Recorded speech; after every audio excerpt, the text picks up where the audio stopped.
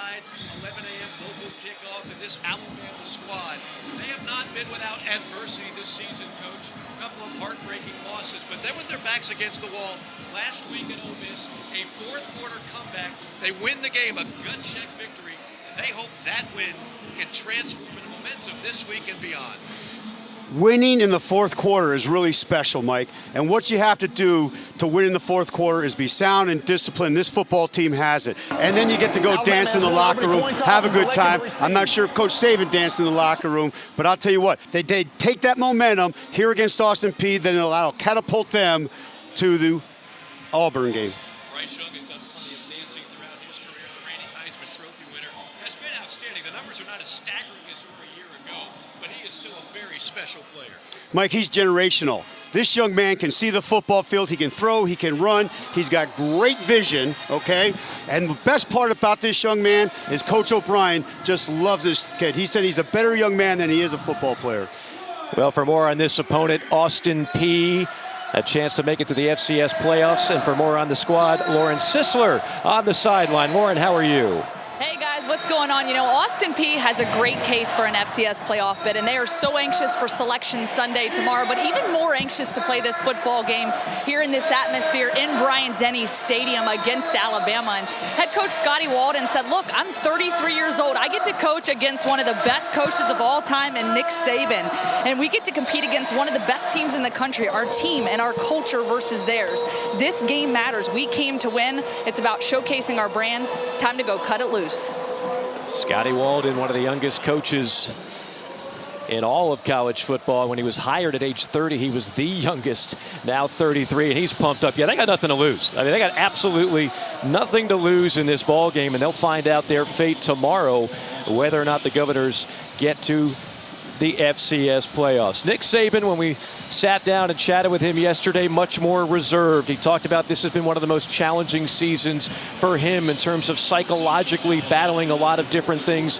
2 tough losses by a combined 4 points. All the other things that go along with today's version of college football, NIL, and everything of the sort. He knows the importance of finishing this season strong. Austin Peay will kick it off to Alabama, and a delayed take out of the end zone by Emmanuel Henderson. That was a curious decision. That'll take it to the 8-yard line.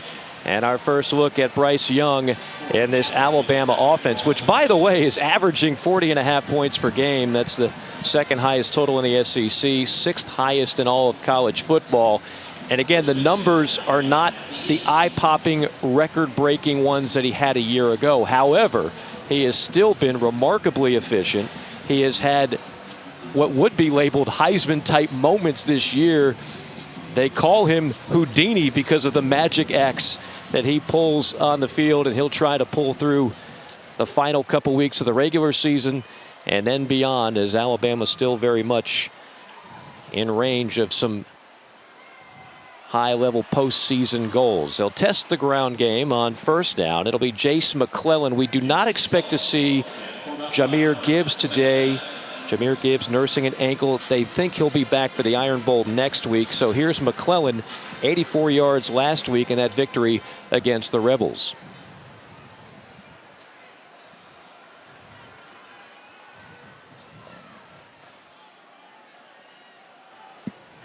On second down, it'll be Bryce Young out of the shotgun. What they're doing, Mike, is they're playing cat and mouse already, looking over for calls, changing calls. Interesting cat and mouse game going on today. A 3-man rush. Young settles in the pocket. Deep shot down the middle. Has a man. A leaping catch, and then it squirts out. Ja'Cory Brooks, their best playmaker at the wideout spot this year, could not hold on. Sound solid pocket there, lets it fly. Accurate football over the top shoulder. He's got to bring that in there. The defensive back did a great job of stripping him with his left hand there at the end. Cedarius Doss on the coverage for the Governors, who hail from the Atlantic Sun Conference. And again, they hope that they will make it back to the FCS playoffs with a 7-3 record on the season, hovering just outside the top 25. Now a third down conversion opportunity with Young from the pocket. Missiles one complete to the 24. And first down yardage, the scamper after the catch by Jermaine Burton, the former Georgia Bulldog, a gain of 14. Little third down route here. Call it a sticks route. He comes in here. He hooks right in over right on top of the sticks. Now you see they're coming out here with tempo all of a sudden. And they will get ready in a hurry with trips to the top of your screen. Young flares it out with a penalty flag on the field. JoJo Earl with the catch. He turns it upfield to the 31, but we'll see what the laundry is all about. It was an unbalanced set there, Mike, and I think the tight end wasn't completely on the football. They're going to have too many guys in the backfield, in my opinion. Illegal formation, offense, more than 4 players in the backfield. 5-yard penalty, first down. Nahi Black didn't get all the way set on that line of scrimmage there for him before they snapped that football. Well, what did Nick Saban tell us yesterday? The two things that have been the most frustrating for him, they're not getting takeaways on defense and too many penalties on both sides of the football. They are leading the SEC in penalties. That's very un-Saban-like. On 1st and 15. Getting to the edge and the outside. Chapman on the tackle of Jace McClellan. Coach O'Brien there comes. He comes back to that unbalanced set there. He ran that old Packer sweep with the 2 double guards pulling over into the short side of the football field. He wants to get back on track here now, make it a 2nd and 10.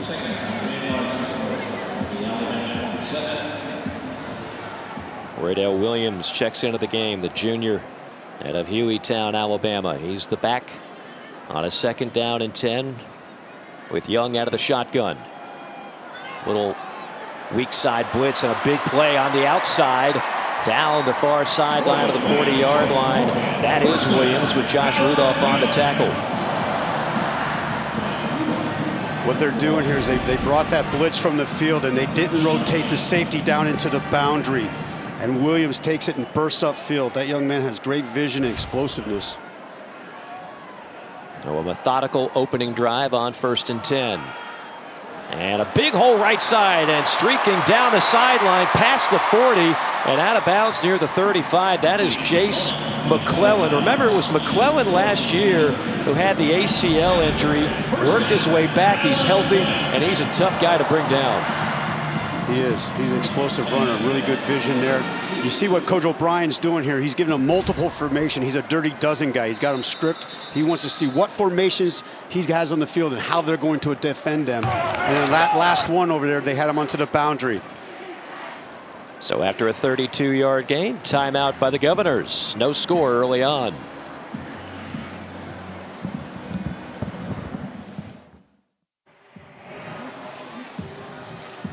Well, you're looking at number 1 in crimson, Jahmyr Gibbs, the former Georgia Tech Yellow Jacket. What a key transfer he's been. The number 1 rusher.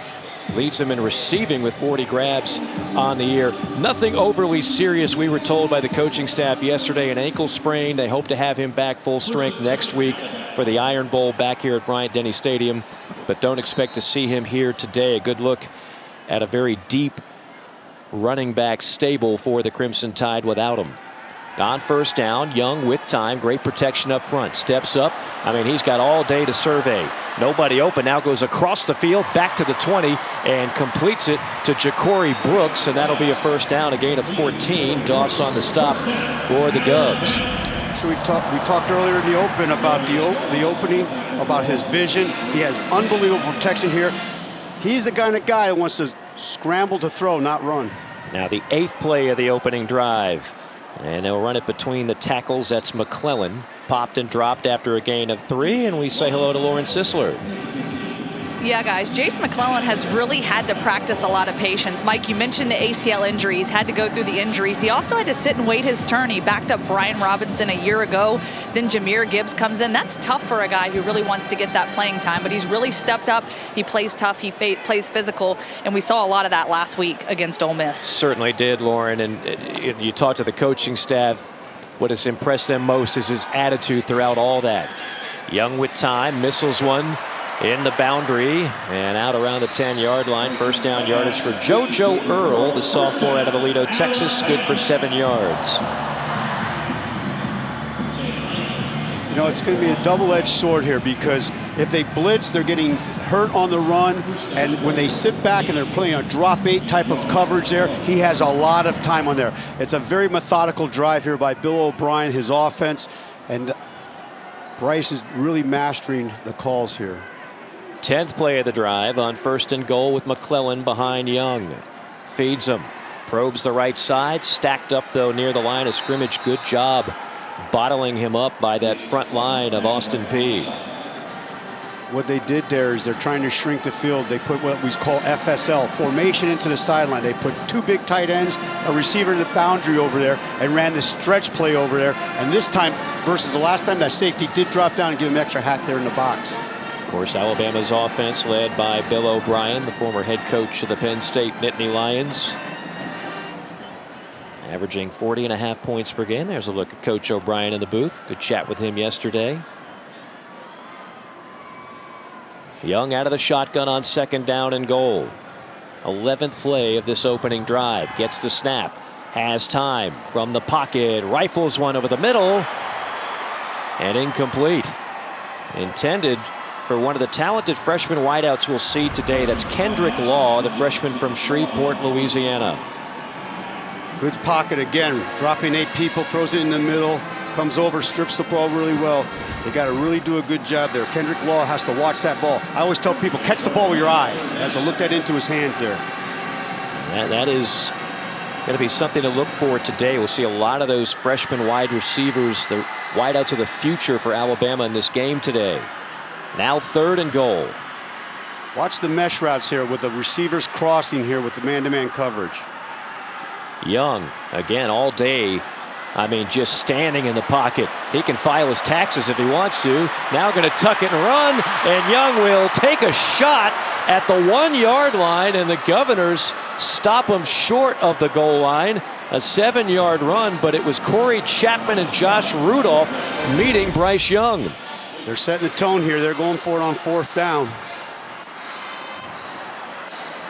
Coach, what do you do if you're Austin Peay to get any pressure at this point? Well, it's a double-edged sword, Mike. They got to either blitz them to get the extra guy coming under pressure, which makes you vulnerable on the back end. They'll open up with an I formation. Here comes ISO right downhill for these guys. And Austin Peay, hey, you get 3 timeouts in the first half. They use their second here in the first quarter. Their second of the half. That's 30 seconds in length. That's really interesting to me, Mike, that they've already burnt their first 2 timeouts. Now, I agree with you. Can't take them in the locker with them and get them on the second half. I understand that concept. However, on the very first drive of the football game, which is a meticulous drive here by Alabama, they're already using their 2 timeouts. What they're going to do now, in my opinion, is they're going to come out with their big people, 13 personnel, and run right downhill at them because of the size advantage of Alabama's offensive line versus the defensive line of Austin Peay. There's head coach Scotty Walden. I mean, I love his attitude going into this game. He says, look, I'm going to tell my kids I coached against Nick Saban. We're going to go ahead and have some fun out there. I'm going to use the Gene Hackman, Norman Dale Hoosiers line. The field is still 100 yards long, 53 wide at Bryant-Denny Stadium. Let's go out there and try and pull off the miracle today. Goalpost 10 feet high, right? That's right. Extra tight end is Robbie Oots. Again, Williams dots the I, gets the carry, dives forward and gets into the end zone. Touchdown, Alabama on an impressive opening drive. 13 plays. Well, I think a couple young men from Austin Peay are disheartened because they thought they stopped them.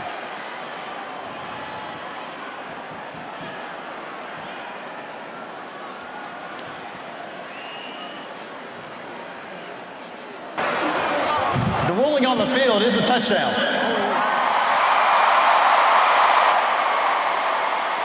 No question. On every scoring play, of course, it'll get another look, and we'll make sure that Alabama's in the end zone. The ruling on the field of a touchdown is under video review. That's really good that they're going to go to video review on this situation here. It's going to be interesting to see here. Let's take a look at McClellan here and make sure he gets in. I would think from that angle it looks like he's got the plane with the nose of the football. That's all you need.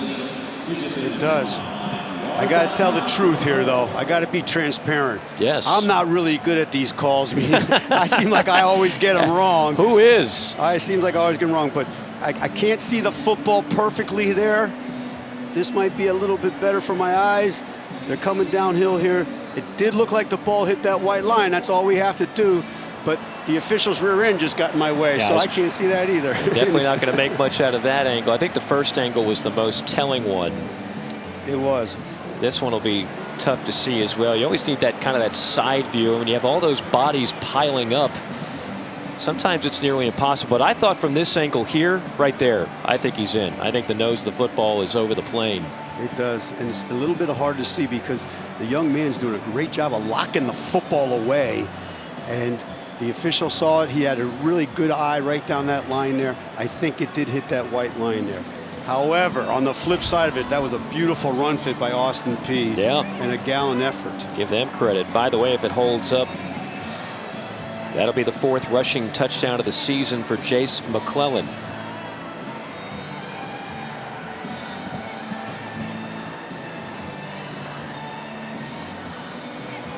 And it would have to be indisputable video evidence to overturn this ruling, which is the touchdown.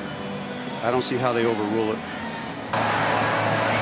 After video review, the ruling on touchdown stands. Well, there you go. A 13-play, 92-yard opening drive for Alabama, and the Crimson Tide will try to make it 7-0 with the extra point. Will Reichard, a perfect 47 for 47 on extra points. The all-time leading scorer in Alabama history. He's had a sensational career, the senior out of Hoover High School.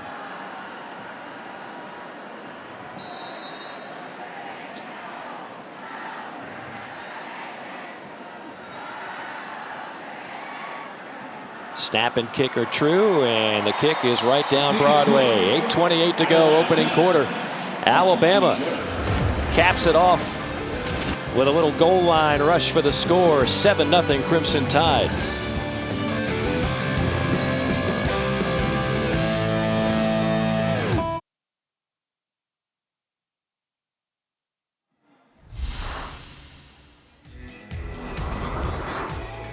They've been the standard in the Nick Saban era. 7 playoff berth appearances in the 8 years that we've had it. 6 national championship game appearances, and of course 3 national championships, not to mention 6 overall under the direction of head coach Nick Saban. Now this year you lose 2 games by a combined 4 points, and you're behind the 8 ball. They're not mathematically eliminated by any stretch, but it's going to take a lot of chaos for Alabama to sneak through. That said, Coach, I mean, you got the Iron Bowl next week.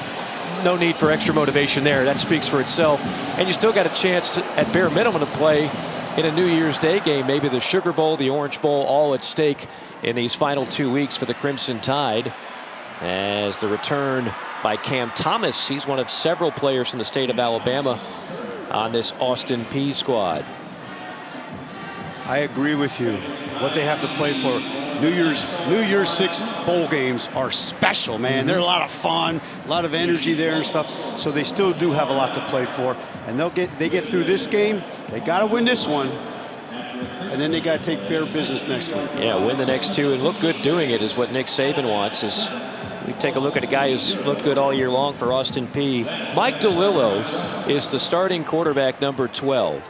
He's out of Pembroke Pines, Florida. He started his career at Florida Tech.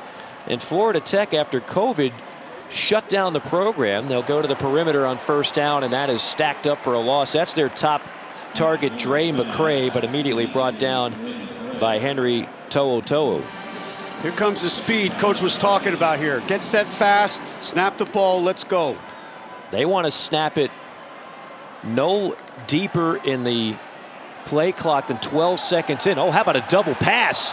Deep down, he's got a man wide open, and the ball was overthrown. Oh, goodness. Trey Goodman I beg your pardon, McCray got behind the secondary. Trey Goodman threw the pass, and if this pass has got more on it, it might be 6. He does. They threw it behind the line of scrimmage. He's got to get a little more juice on that ball, up over top. Well-designed trickeration right out of the blocks. We talked to Coach about trickeration in the meeting. He was very elusive. Yes, he was. When he gave me that answer. But I think it's safe to say anything goes today. And that call was right on target. The execution not there, however, sets up a 3rd down at 11. Tide rushing 4. DeLillo, Coxon fires a deep ball. Again, he's got a man open. Oh, it's 2 different times that a Governor's receiver beat the secondary. This time it's Kellen Stewart. One ball was underthrown. That ball is overthrown. Lanier Sampson is the wide receiver coach, and he likes his receivers juice. They can run. This young man, Kellen Stewart, he's a 21-3, 200 meters guy, and he got up on top. Few jitters early there, Mike, with the quarterback overthrowing his routes. Yeah, and maybe some jitters in the Alabama secondary. That's 2 breakdowns on the opening drive. Both could have gone for 6. Here's the punt by Rigney. It'll take a hop at the 37. And now Austin Peay is saying it touched the Alabama return man, and it did. It's going to be a turnover, and it's going to be Governor's football. Myers recovered it for the Governors. A 35-yard punt, a muff, and a recovery for Austin Peay. That's 2 special teams Ruling discipline on the field, things the here. receiving team touched the ball. The kicking team recovered. 1st down, Austin Peay. Oh, it hits 19. Kendrick Law never saw it. Kind of got him from behind. Hit him on the back. He did not see that. So that was not really a lack of discipline. That was a structure of bad luck. Good luck for Austin Peay. I mean, it hits him in the right side of the helmet, Coach. Oh, that's not using your head, is it? Not the right way. Correct. So great field position to start this drive from the Bama 36 with time, and a comeback route caught at the 30-yard line. That is Dre McCray, and McCray out of Tallahassee, a young man. He was a standout performer last year when they took on Ole Miss. This young man's a really good receiver here. They're going quick on you already. 2nd down, going end zone, and good coverage on the play. McCray step for step. Kool-Aid McKinstry, who we had a chance to chat with yesterday, he's confident. He always wants to cover their best receiver. That's what he's doing today. Kool-Aid. Asked him how he got that name. Told me about his favorite drink. I'm so old I thought they only had 3 flavors. Oh, man. they've Strawberry, expanded. pink lemonade. Yeah, they've expanded the brand. Grandma gave him that nickname when he was born, so he came out of the womb smiling like the Kool-Aid mascot.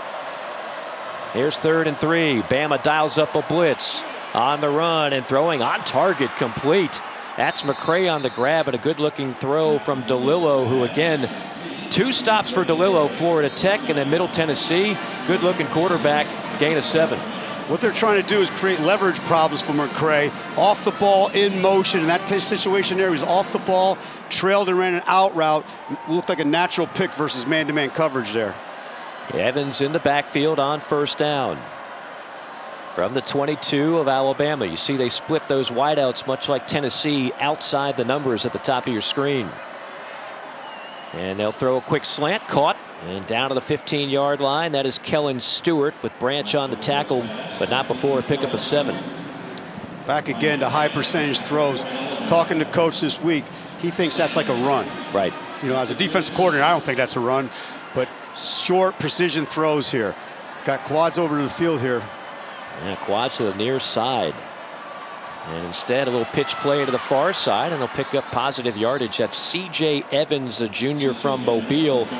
Evans is the guy, if you remember, the first game back from COVID. Austin Peay played in that game, and Evans had a 75-yard touchdown run. Picks up 7 on this play and sets up a 1st and goal. Little mesh point handoff. 2nd effort, burrowing his way to the 3 is C.J. Evans. Tough yardage for the 5'7", 177-pound tailback. DeMarco Helms on the stop. 2nd and goal. Fast tempo, quick snap.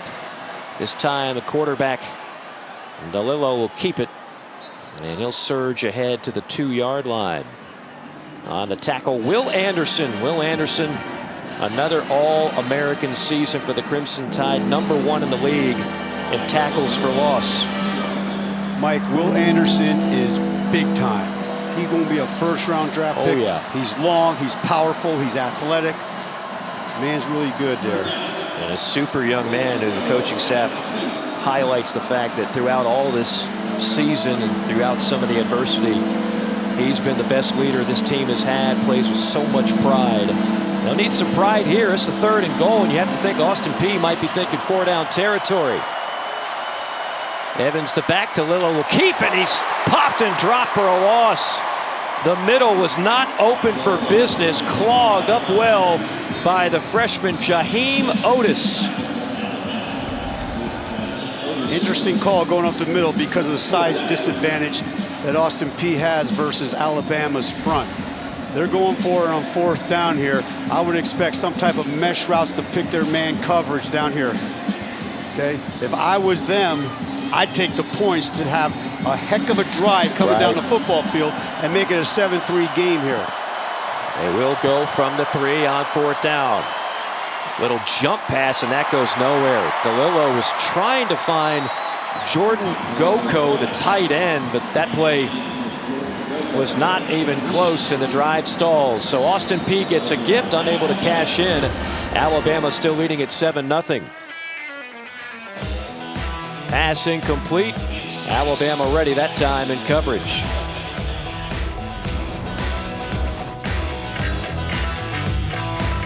Alden was fired up after that last play. He really thought there should have been a holding penalty called. And getting another look here, Coach, he might be right. I think he is right. I think he is right. I'm not sure he's going to get that call down in the red zone. However, I think he was completely right, and that young man was held. No, Alabama will start at their own 3-yard line. Young cocks and fires, completes in the flat to the 8-yard line. That's Kendrick Law, the freshman wideout. Simmons on the tackle. Hey, here's what we want to see on this right here, right there. He holds him, grabs him, and then he hooks him back with his left hand. Definitely justifiable by coach's reaction on the sideline there. Now Austin Peay unable to catch a break on the call. They did catch a break on the muffed punt return, but did not get any points out of the deal. 2nd and 7 for the Tide. Back to the ground game between the tackles. Second effort, bursting past the 15 and staggering down to the 18-yard line is Jace McClellan. Already a touchdown in his back pocket. Very patient runner. Look at that vision he has, and a little jump cut, I call it. He's coming down in that B gap, pops back over to the A gap, and then he accelerates upfield for the 1st down. A 12-yard pickup for the junior.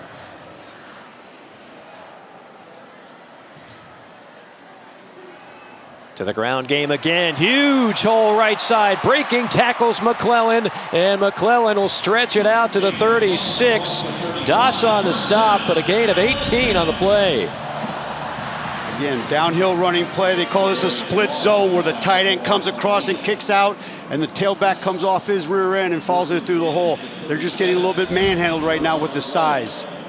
Alabama, a huge size advantage on the line of scrimmage on both ends. 1st down carry, they'll keep it on the ground. A steady dose. This time it's Roydell Williams. We've seen McClellan, we've seen Williams. We'll likely see Trey Sanders and perhaps some other backs in this game. Again, no Jahmyr Gibbs nursing an ankle injury. We talked to Coach the other day. I'm excited to see if they get to him, a freshman, the Miller kid, Jamari Miller.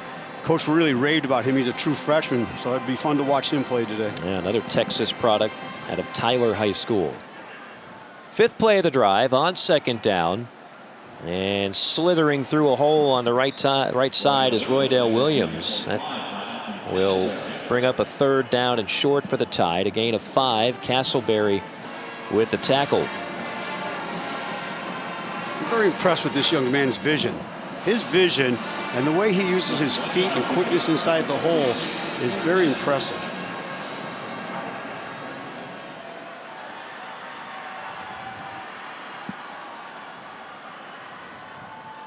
On 3rd and a yard.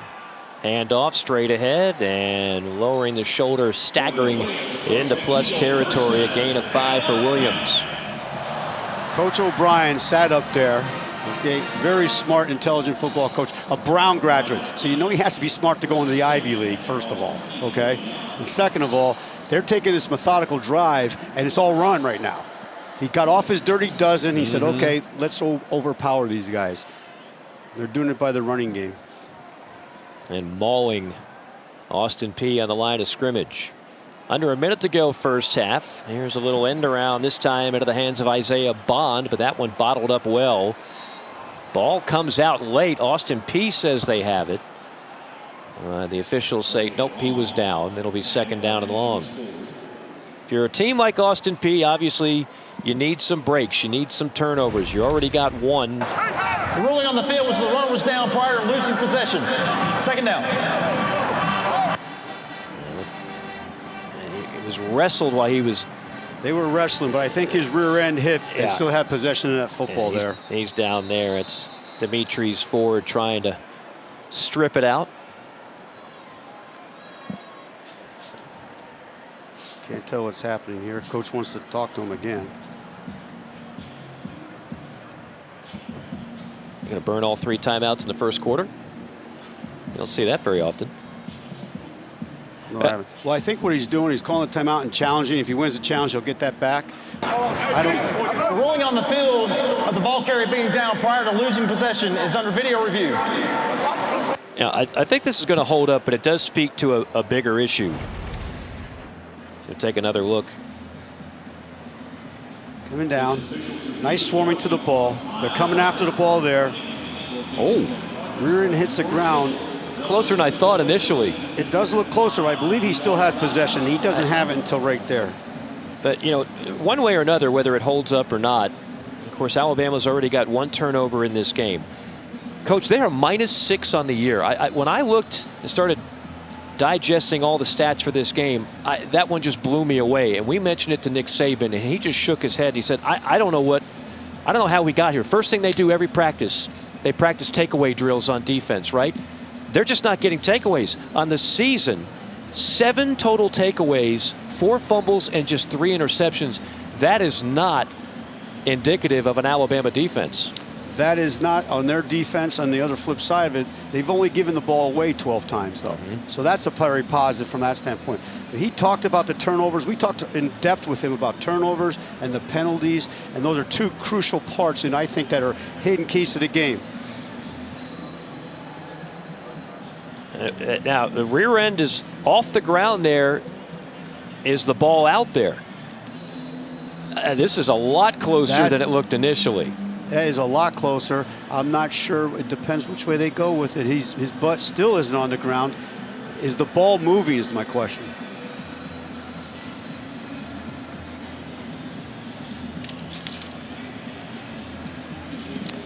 I don't know. It has to be indisputable evidence, like they say. And I'm not sure. The ball looks like it might be moving a little bit, but I don't think he loses complete possession of that football. Our replay official is Ron Leatherwood, taking a long look at this one, making sure they get it right.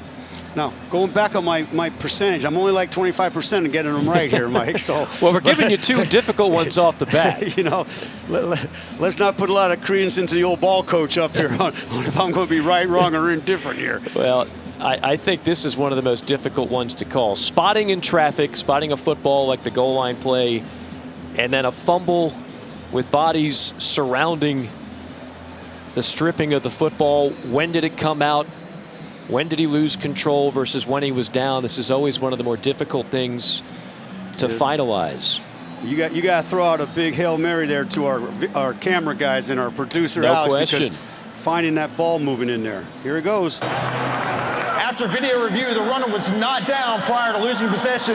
Therefore, it is a fumble recovered by the defense. First down, Austin Peay at the 48-yard line. So now Alabama is -7 on the season in turnover margin. Just to put that in perspective, the last time they finished in the red in turnover margin, you got to go back to 2014. That was -2. You can live with -2. -7 is going to drive that man crazy, and it has this season. Absolutely. Coach Waller, look at him. He's helping the officials, saying, "Yeah, it's first down. Let's go. I told you so. Give me my timeout back. Come on, let's go." I mean, goodness, if they get the call on the fourth down hold, who knows what we're looking at here? As it stands, it's Alabama 7-0. Final 27 seconds of the half.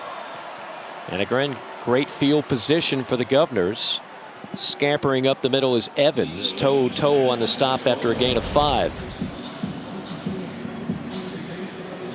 The Stone Cold jersey. Everybody's got their turnover trick, if you will. That's what it looks like back in Clarksville, Tennessee. Austin Peay named after the former Tennessee governor in the 1920s. And that'll spell the end of quarter number 1. That is the end of the first quarter. They used to always do those takeaways. They get all the fancy things. We were old-fashioned when I was coaching. My wife just made brownies because we said they were sweet.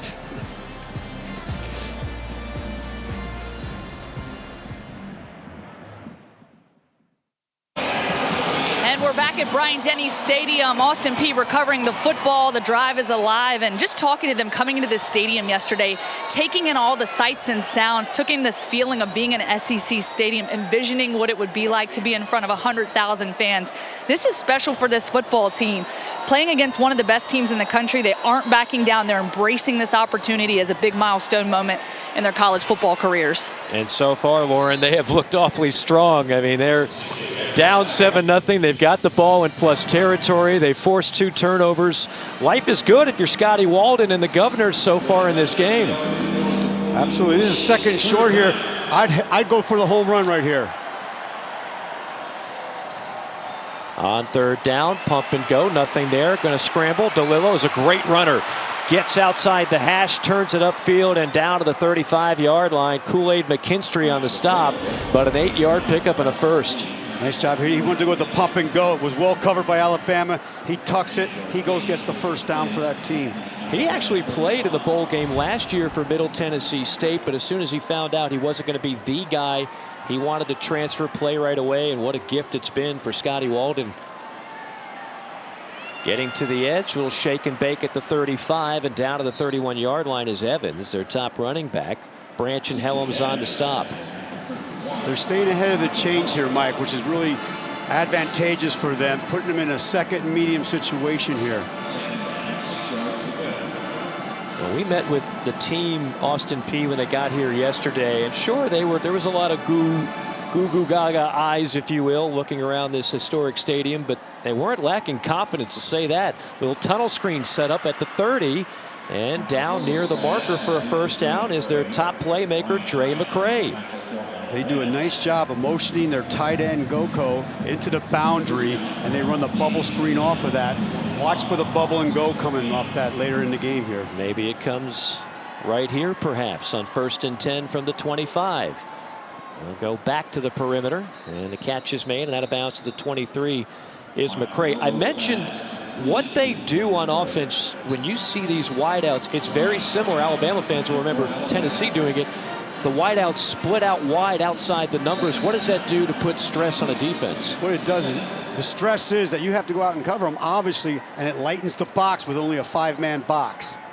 On second down, DeLillo pumps and fires, completes, and bulldozing his way out of bounds to the 10 is McCray. A gain of 13 with Arnold on the tackle. It's the second red zone trip today for this Austin Peay offense. DeLillo has settled down now with his accuracy. He had those jitters in the first drive. He's settling down very nice. They'll test the middle on the ground on first down. Not much there for Evans. Will Anderson, the All-American linebacker, on the tackle. You got Anderson and Young and Smith and Otis in there. That is like a wall. That is a huge wall up there for these young men to try to block and get question. through. Anderson is, again, the stats aren't quite what they were a year ago. He has still been incredibly dominating. #1 in the SEC in tackles for loss. Defends the run and pass equally well. Another long drive, the 9th play for Austin Peay on second down. Mesh point handoff inside the 10, down to the 7-yard line. C.J. Evans the junior from Mobile, Alabama. They have 22 players on this Austin Peay roster from the state of Alabama, so there's a lot of extra pride going on. Absolutely. They want to come back here and say, hey, we can play with you guys. They played against them in high school. They want to come back here and play against them in college. Governors are 2 of 4 on 3rd down. Remember, they went for it on 4th down and did not succeed. We'll see if they're thinking 4-down territory again if they don't get it here. Has them spread out all over the field here in their empty set. 5 wide for DeLillo on 3rd down, looking near side, little slant, and overshot his target, but there's a penalty flag. He's going for Kellen Stewart. The pass was high, but was there a hold on Bama? That's the area of a hold. Illegal man downfield. The receiver must have had him covered up.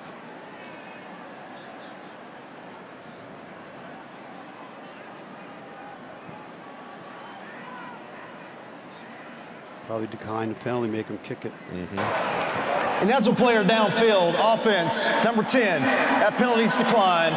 Result of play is 4th down. When you say make them kick it, they will send it. Yeah, I was wondering if they were going to be that risky here the second time down. I mean, you got to take the points if you're Austin Peay. You don't know how many times you're going to be inside the red zone. You know, I sincerely apologize about this. Being a defensive coach, if he took the points before, right, and now he takes these points, it's a 7-6 football game instead of 7-3, counting on it they're going to make this extra point. Trujillo's got a leg now, already hit a 55-yarder this season against Jacksonville State. I believe that tied or set a school record. This is a 25-yarder, and he shanked it. Shanked it wide. And right now, Mike, coach is over saying, I knew I should have went for it. Well, he came in on the season, despite the 55-yarder, 11 of 19 on the year, make it 11 of 20, as that one never had a chance. Looked like me off the tee box.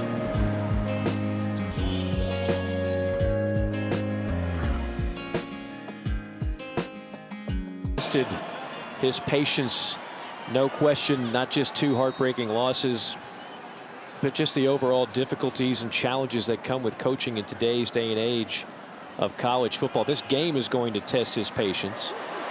This run will help him get into a better mood. Down the sideline into plus territory. A strong run for Chase McClellan. Ford finally stops him out of bounds, but not before a gain of 35 yards. They come off, they bring a blitz off the corner. He gets a little hop jump here, stiff arms him, comes around. Now look at the acceleration, take up off down the sideline here. That stiff arm. Derrick Henry might have came back and taught him how to do that one, huh? That's a new career high, by the way, for Jace McClellan. Came in, it was 99. He's over 100 already. And nothing doing that time. Corey Chapman brings down Bryce Young in the backfield. A loss of 5 on the play. What they did there this time, is they came with we call it a 5-5-1. They blitz 5 guys off the thing. They're playing man zone coverage behind it, and they have a post player. Coach talked about that post player in case something does break, he could run it down. One of the many things that Bryce Young does well, he doesn't normally take sacks. It's only the 9th time he has been sacked. Alabama as a team 18 times. Young 5 for 7, just 39 yards here in the early going. They'll go empty backfield on 2nd and 14. Little tunnel screen set up, and not much there for JoJo Earl. Tripped up after a gain of a couple. It'll be 3rd and long.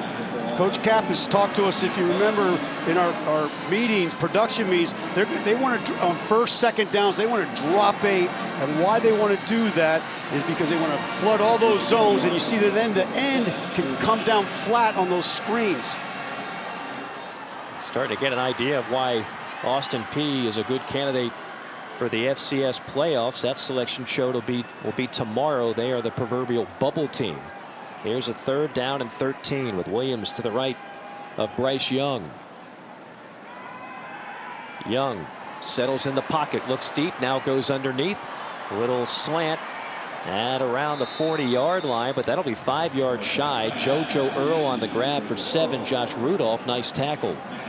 They brought the tight end in on that play. They motioned him back in, put him on the line of scrimmage so they could max protect. I thought he had a shot there for the go route going up over top. Checked it down, but now 4th down territory here, 4th.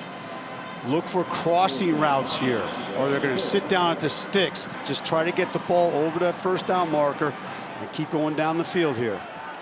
4 wide set for Alabama on 4th down and 5.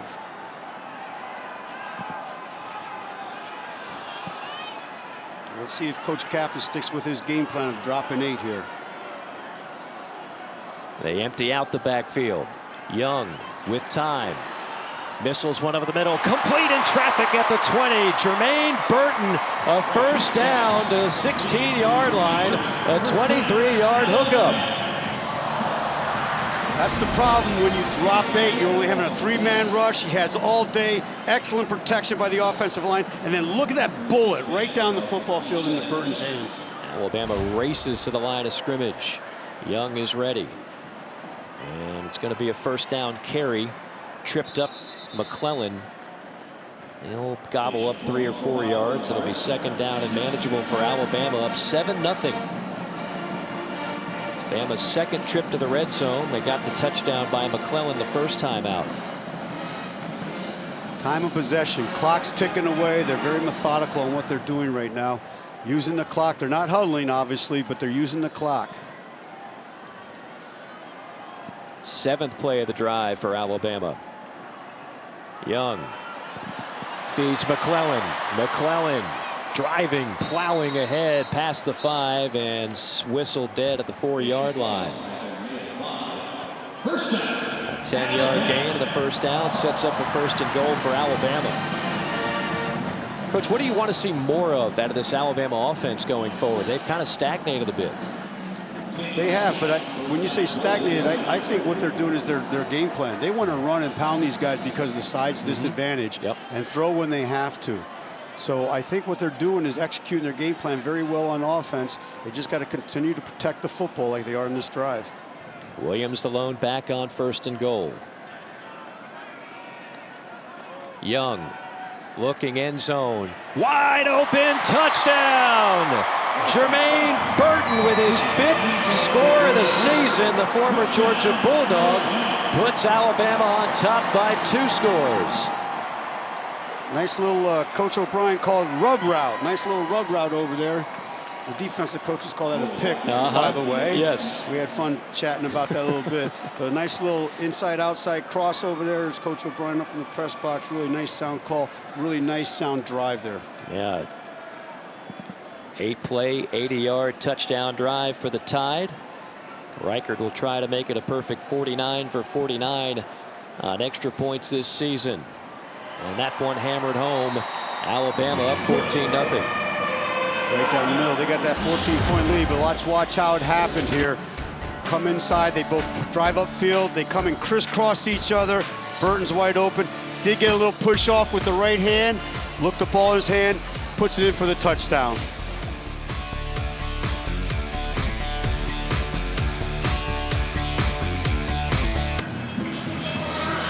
We're back at Bryant-Denny Stadium, Alabama punching it in, 14-0 on the board right now. And talking about their leader and Bryce Young, their quarterback, and the season that he has had. Mike Morgan, we showed those stats earlier in the game, and his performance, maybe his numbers not where they're used to be, but Coach Saban talked about it. That setback that he had with the shoulder injury really not only hurt him, but really the football team as a whole, the receivers around him. Really a month he wasn't able to throw in practice, so those guys weren't able to progress as quickly and build up their confidence throughout a stretch of the season. But Coach Saban, though, is optimistic about the direction that unit is heading right now, and is starting to really see some development and progress. Lauren, that is so true. It's not just that he was out during that time, and again, he only missed a game. That's going to be a 15-yarder right there. A face mask penalty on the kickoff return, which will go to the 24, and you're about to add 15 more yards. That was a brutal hit.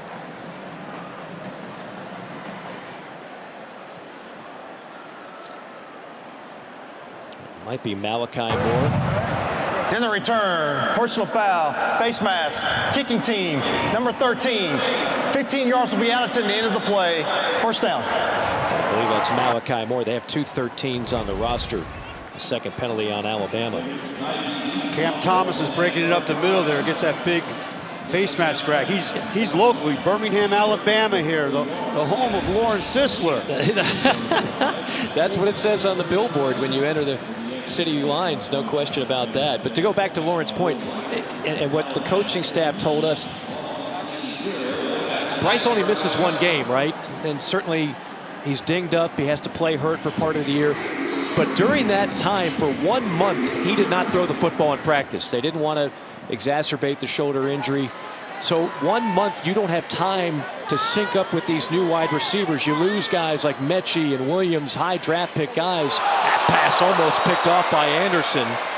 Will Anderson already has an interception on the season, a touchdown on a pick 6. Mr. Anderson's going to want this back. Starts in there, sees a little fake, gets up off the cut block. That's big man's dream there. Yes, it is. And you know if he hauls it in, he's taking it to the house. But I think that's the biggest storyline for this Alabama offense, because Bryce Young is still Bryce Young. The reigning Heisman Trophy winner is still brilliant on the field. Penalty flag on the play. But when you don't have that cohesion with a lot of wideouts that didn't play much or at all last year, you don't just make up for that right away. And I think it's been a while. It's been a long time coming to get everybody in sync. We haven't seen the dominating wide receiver play that we're used to in Tuscaloosa.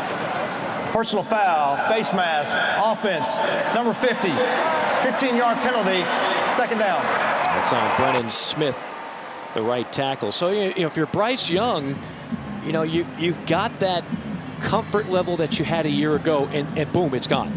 Okay, yeah, you just don't have that. And so even though he's made the typical array of spectacular throws that very few quarterbacks in this game can make, it hasn't been the type of year last year where they threw for over 4,700 yards. He set all kinds of Alabama passing records. It's one word. It's called chemistry. Yeah. And you need that chemistry with the receivers, their routes, their timing. It's a very precision thing to accomplish, especially when you're getting rushes on you and things of that nature. Second down in a cheap Uber ride, and they convert it to the 45 of Alabama. Dre McCray on a 31-yard hookup.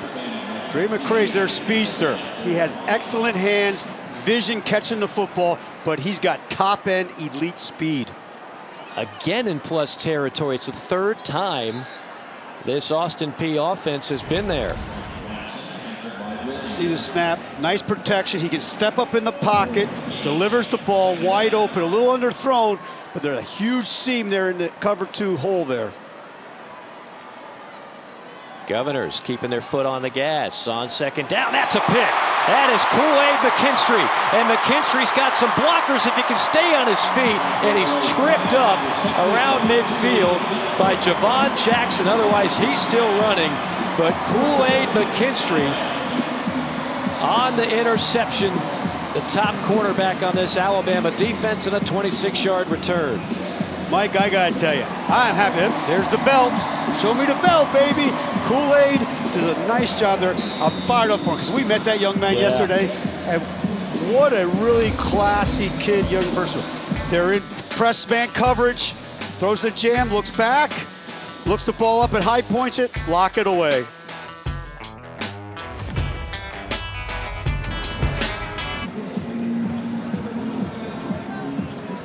First pick of the year for that young man, Kool-Aid McKinstry. We talked about it earlier in this ball game. Alabama, a very uncharacteristically low takeaway mark this year. That's just the 8th of the season. That is only 4 interceptions on the entire year. And here we are playing week 11, the 11th game of the season. So still -1 today in turnover margin, but they get the rare pick.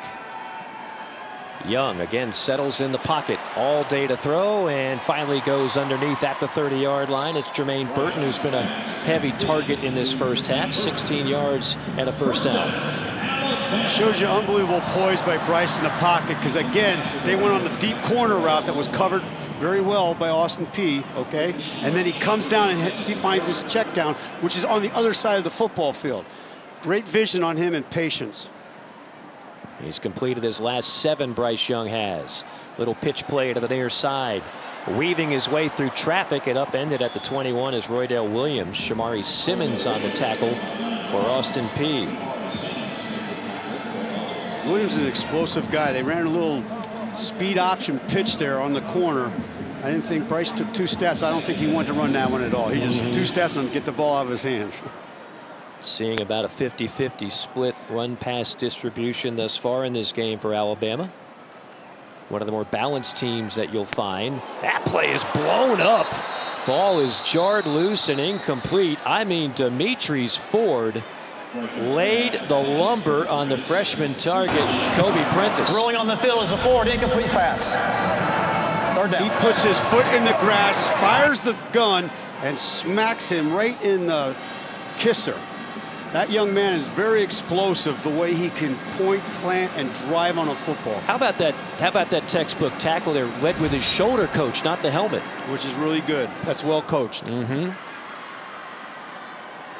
what they're trying to get out of the game. Defenders leading with the helmet. 3rd down and 2. Straight ahead running and tripped up inside the 15. A first down for McClellan. Simmons on the tackle, might have saved a touchdown. 11 yards for Jace McClellan, who's already got a career high in this game over the century mark. Breaking them down on film and studying them, they run a 3-safety system. I was very impressed with their safeties.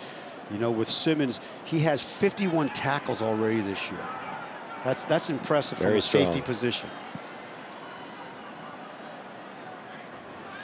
On first down, Young, handoff, bottled up. McClellan got stonewalled at the line of scrimmage. In fact, will lose a yard or 2.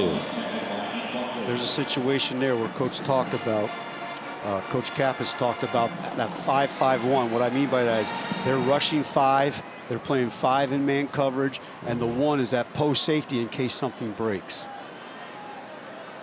There's a shot of him up in the box. Very cerebral coach. Has great intensity, but very cerebral.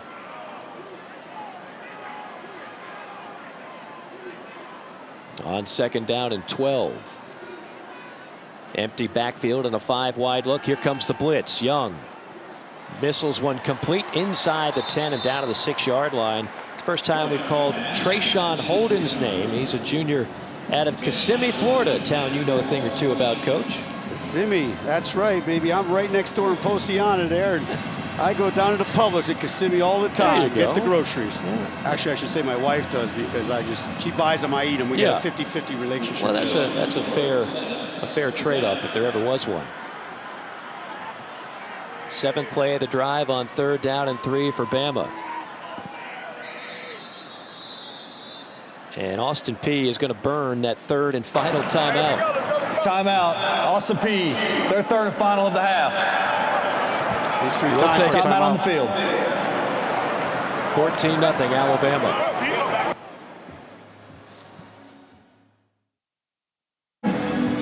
Now 14-0 our score here. Don't forget, Week 12 in the SEC continues on the SEC Network at 4 o'clock. It'll be Auburn hosting Western Kentucky, and then the nightcap. Number 14 Ole Miss coming off that tough loss to the Alabama Crimson Tide in Oxford. They'll be battling Arkansas at 7:30 Eastern Time. Barry Odom coaching that Arkansas defense. Someone with ties to one Coach Steckel here in the booth. First a 3rd down and 4 for Alabama. Young with McClellan to his right. Austin Peay peels back, 8 in coverage. Young all day to throw, but nobody's open. Now a penalty flag. Now Young rolling out and will take a sack. You got a flag in the backfield. You got a sack for Austin Peay. Knifley gets credit for the sack for the time being. I think they have a holding call up there. He got pancaked and just laid on him. You can't just lay on him. They make that call a holding call. You know, they got that big old mollyhawker. You know, mollyhawker, that's an endearing term for an offensive lineman. A mollyhawker? A mollyhawker. That's an endearing term. Can you get like a Hallmark Valentine's Day card? Be my Holding, offense, number 54. That penalty's declined. 4th down. It's Tyler Steen, the former Vanderbilt Commodore, very reliable left tackle for the Tide. Again, they don't allow many sacks. Alabama does it when Bryce Young is out there. Here you see him. Wants to make a little dip move. He got him extended. He takes him. He throws him down. And then here's where he jumps on top of him. You know, that's the physical play on an inside thing. And man, my man Steen is big. He mollyhawked him, right? There you go. 29-yarder is perfect for Reichert. 20th field goal of the year for Reichert. How about the day thus far for Jace McClellan? Again, no Jahmyr Gibbs today, so a career performance already for the junior out of Aledo, Texas. Look at that. Look at his burst. Look at the speed there. Got a little push there. Here's one play comes up. Look at that little jump cut, his vision. Tough runner inside also. Here again, jump cut, acceleration, burst. A little straight arm, like I told you earlier. Derrick Henry, here it is right here. Boom! Sit down, fool. And he's off around the corner. Good chance Gibbs will be off to the NFL. McClellan could be the guy next year. See already a career high 128 yards, averaging nearly 10 yards a tote thus far. And we're not even at halftime yet. Not at halftime. I tell you, as good as his game has been, I think a lot of people that'll be scoreboard watching will look at this score and say, wait a minute. Alabama only up 17 at the half. That could be the case. Still got 2:27 to go. And Austin Peay about to get the football. You know, real close from being 17-14/17-6. Right. If they would have taken those points. Yeah, Austin Peay, a missed turnover, a 4th down that did not convert inside the 5-yard line of Alabama. So.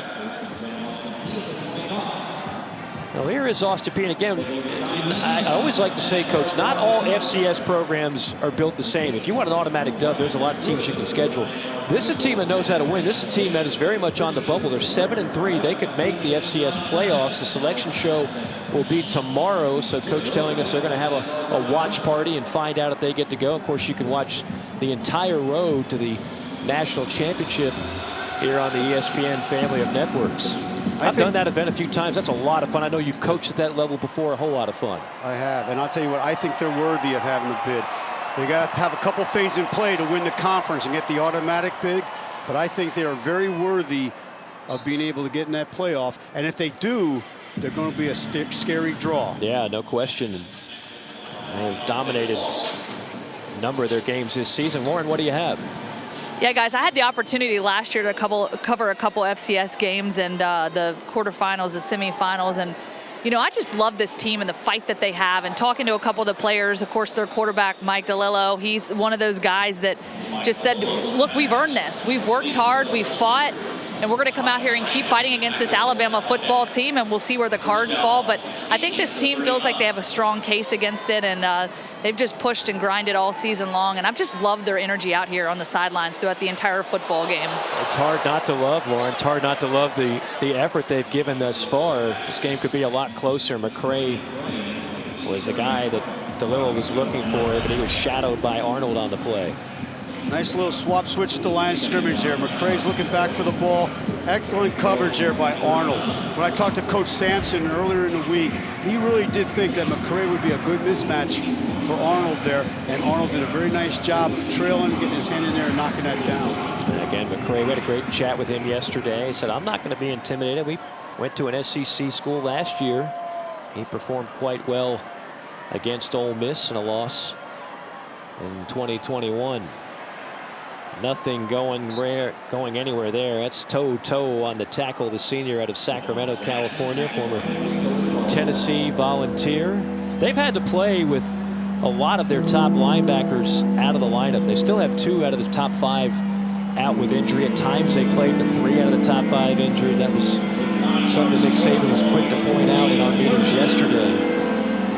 They did. A game like this, when you're playing Austin Peay, though, is the linebacker doesn't have a lot of play right now. And the reason why I'm saying that is because it's a perimeter game, so the secondary's got to shine. And in the run game, the D-line is just manhandling the front right now, except for that one long run. Draw play on 3rd down. We'll pick up a couple. It'll be 4th and long. Under a minute to go, and I would think punt. Timeout. Alabama, their first of the half. 30 seconds in length. Coming up at the half, you can watch the live performance of $1 Million Band on SEC Network Plus. Start streaming now on the ESPN app. What are you thinking here, Coach? Do you go for broke, or do you just play it safe, try to keep it a 17-point game at the half? Well, again, being a conservative defensive coach here, on the flip side with Coach Saban, he took the timeout. They're going to have a plan over there. You see the 2 huddles. Are we going to have the punt return team here? I would punt the ball here, and the reason why is 17 make it good. He used a timeout so he can get the ball. The curious thing is going to be, are they going to try to go on a quick 2-minute drill down here and score and put points? Now, Austin Peay gets the ball at halftime, so they're not going to be able to double down on their score.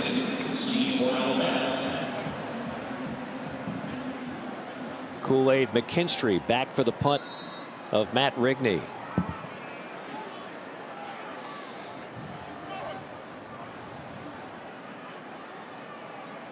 Alabama heavy rush, almost a block, and winds up being a good punt, angled out of bounds around the 20, so no chance for return for Kool-Aid.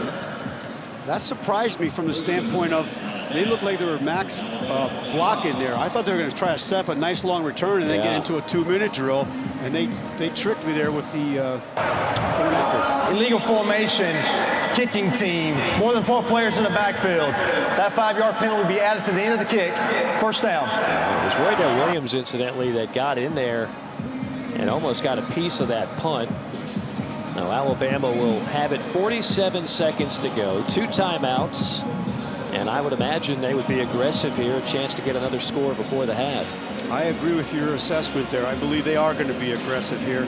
Those NFL guys, which Mike Bill O'Brien has that pedigree. He's like, hey, give me the ball. And 2 timeouts. Ooh, those are bonus points for me. And this is where Bryce Young has been brilliant throughout his career. When you play in a hurry-up offense situation, they work on this. We watched the entire practice on Thursday. They worked on 2-minute drill, hurry up. It's like a clinic the way they do it. Oh, Young is drilled from the backside, hammered by Demetrius Ford. That's the 3rd sack today for Austin Peay, and a loss of 8. Corner blitz coming off the edge there. Doesn't see it, doesn't get rid of the ball fast enough. And that is really hard when you get hit from the blind side. Coach Cap has dialed up the cat corner blitz at the right time. You and I were watching that from up here thinking this is really going to hurt if Bryce Young doesn't feel that pressure, and he never felt it from the corner. Saw a really, really good burst. The receiver didn't chip him on the way out. The running back didn't chip him on the way out. And he had a free run to that quarterback because they slid the protection to the field. Great disguise by the defense. A defensive player was injured while the clock was running. This qualifies for a 10-second runoff. Please reset the game clock to 18 seconds. The game clock will start on my signal. It's Tyler Steen, the injured player, the left tackle. Watch this hit again. As you mentioned, there's no chip here. He comes in clean. Doesn't chip it. He has a free run to the quarterback on his back. You see the whiplash with the head going back. Now, the thing I do like, look at Bryce Young. He gets right back up. It shows you his boxing, his toughness. But make no mistake about it, man. You got hit from the back like that, he's going to be in the whirlpool tonight or tomorrow morning. No question. You're going to be feeling that. And somebody's going to be feeling the wrath of Coach O'Brien and Nick Saban to let a clean shot like that happen from the blind side on your Heisman Trophy winning quarterback Bryce Young. So now it's 2nd and 18, setting up shop at the 22, and Bama will go conservative. Straight up the gut and muscling ahead is McClellan for 8 more yards to add to his career day. And that'll bring us to the end of a first half that I wouldn't say was dominated by Alabama. Austin Peay had a lot of opportunities to put some points on the board. As it is, they hold Alabama to a 17-0 halftime lead, and the Governors will get the ball first in the second half. This will be an interesting conversation with Lauren Sisler and Nick Saban. Lauren, take it away. Coach, it looked like you guys had a methodical approach on offense. What did you see from that unit here in the first half? Well, I think that we turned the ball over twice, once on special teams and once on offense, which allowed them to keep the ball in their nickel diamond us quite a bit. But we got to make some explosive plays on offense. I think we've been controlling the line of scrimmage pretty well, but no explosive plays. We got to score more points. Yeah, Austin Peay with the 2 forced turnovers, some explosive plays, but Cooley McKinstry there with the interception, obviously great there in the second quarter. What do you want to see more from your defense in the second half? Well, they keep hitting us with that one pattern into the boundary, so we got to do a better job against that. So, but that's something we've seen before, and we got to get it fixed. All right, thanks so much, Coach. Thank you. Lauren, thank you very much. Nick Saban and his Alabama Crimson Tide trying to make it 9-2 on the year. They'll take a 17-0 lead to intermission. Plenty to come on our halftime show. The second half not far away. Alabama and Austin Peay here in Tuscaloosa.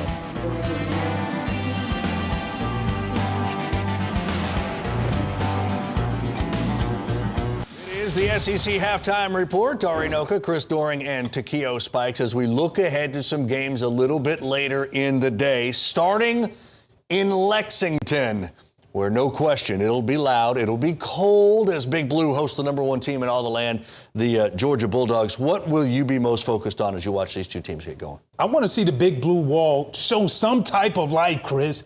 We've seen them struggle over really the entire season. And now you look at UGA defensive front, these guys have woke up. Over the past 3 games, they have 10 sacks. They found a way to get back to the quarterback and not only get back there, but to finish the job by sacking the quarterback. It's been the absolute Achilles heel for this Kentucky team that I thought had a lot of promise heading into the season. They've not been able to protect Will Levis. I feel bad for him. He's been the most sacked quarterback in the conference, and they can't run the football either, which is not good. So I think you're looking at a mismatch right now. And you go back to the Tennessee game, you saw the pressure was created with a lot of different blitzes. I don't think that they'll have to do that at all just because of what Jalen Carter and the rest of that defensive front for Georgia have been able to do. I think they're going to have a lot of success at getting after the quarterback and really stymieing things up there in the run game. Remarkable, isn't it, how they've been able to essentially really reload and not miss much of a beat at all with an offense that is probably better than it was a year ago when they won the championship. Yeah, it's plug and play on the defensive side. And the most impressive thing, as you mentioned, is you're seeing young freshmen come in. I think about Malachi Starks, the safety. Him coming in just being such a leader at such a young age, not by what he says, but just by his play. And all of those guys gelling together, picking up new schemes week in and week out, and going out executing, especially against Tennessee. And Dar, you mentioned the offense. I mean, there's a lot of people that are finding it hard to believe that Stetson Bennett's in the Heisman Trophy conversation right now, but you look at the Vegas odds, he's in the top 5, so he very easily could find his way there. It's been a tremendous story. The walk-on that grew up a Georgia fan that's now having an opportunity to lead his team in a quest for a back-to-back national championship. Even though he leads him to a national title and he says he's coming back to I don't even know if he's going to start this year. Just let him do a national championship. He's done a great job. He's done a phenomenal job. All right. Also, a little bit later, ESPN 7 Eastern, Tennessee, number 5 team in the country, taking on South Carolina. South Carolina got drilled by Florida in their game last week. And now Tennessee comes in, 66 points last week in their game against Missouri. How does South Carolina make this remotely interesting? They've got to be creative. I mean, this is a team that's been a disappointment as well. Spencer Rattler is a player we thought was going to come in and have an immediate impact, surrounded by a bunch of skilled players. They too have struggled on the offensive line up front. I think at this point in time, though, Marcus Satterfield has to just throw everything out there. Let's be creative. Let's get to Karen Joyner at the quarterback position with some snaps that can put some pressure on the defense. Let's find a way to get some of these weapons that you have down the field and create some explosive plays that they haven't done this year. They need to come up with a new playbook, Beamer ball offense and Beamer ball defense, because Tennessee is just taking out all of their frustrations on the next opponent. We saw what they did against Missouri, hanging up over 700 total yards, which was a record. So for me, when I look at this matchup, it's going to be very tough for Carolina to be able to stay in this game. And the Jalen Hyatt story just keeps going. 15 touchdown catches. He's had a tremendous season. Remember, this was a guy that hadn't had a ton of consistent success. Then Cedric Tillman goes out, and all of a sudden, Hyatt becomes the focal point of that offense. But I think the thing that's so amazing about the development of the offense as a whole has been guys like Brew McCoy coming in and contributing. Now you get Cedric Tillman back, not completely healthy at this point, but you could spread the ball around to a lot of different receivers, which, as you know, is tough on a defense when you're talking about your fourth or fifth best cover guy having to cover Tennessee's fourth or fifth best receiver. And as soon as you try to focus on the fourth or fifth best receiver, these guys can run the ball as well. They're almost averaging 200 yards rushing per game. So, pick your poison. That's the bottom line. With a quarterback that can run. Yeah. Too. You concerned at all in any respect about Tennessee on the defensive side, particularly in the back half? Is that anything that bothers you that we think could rear its ugly head at some point? Inconsistent play. You look at what they did previously before they played Georgia. Played very well. They got everybody palate thinking, oh my God, Tennessee is finally putting it together.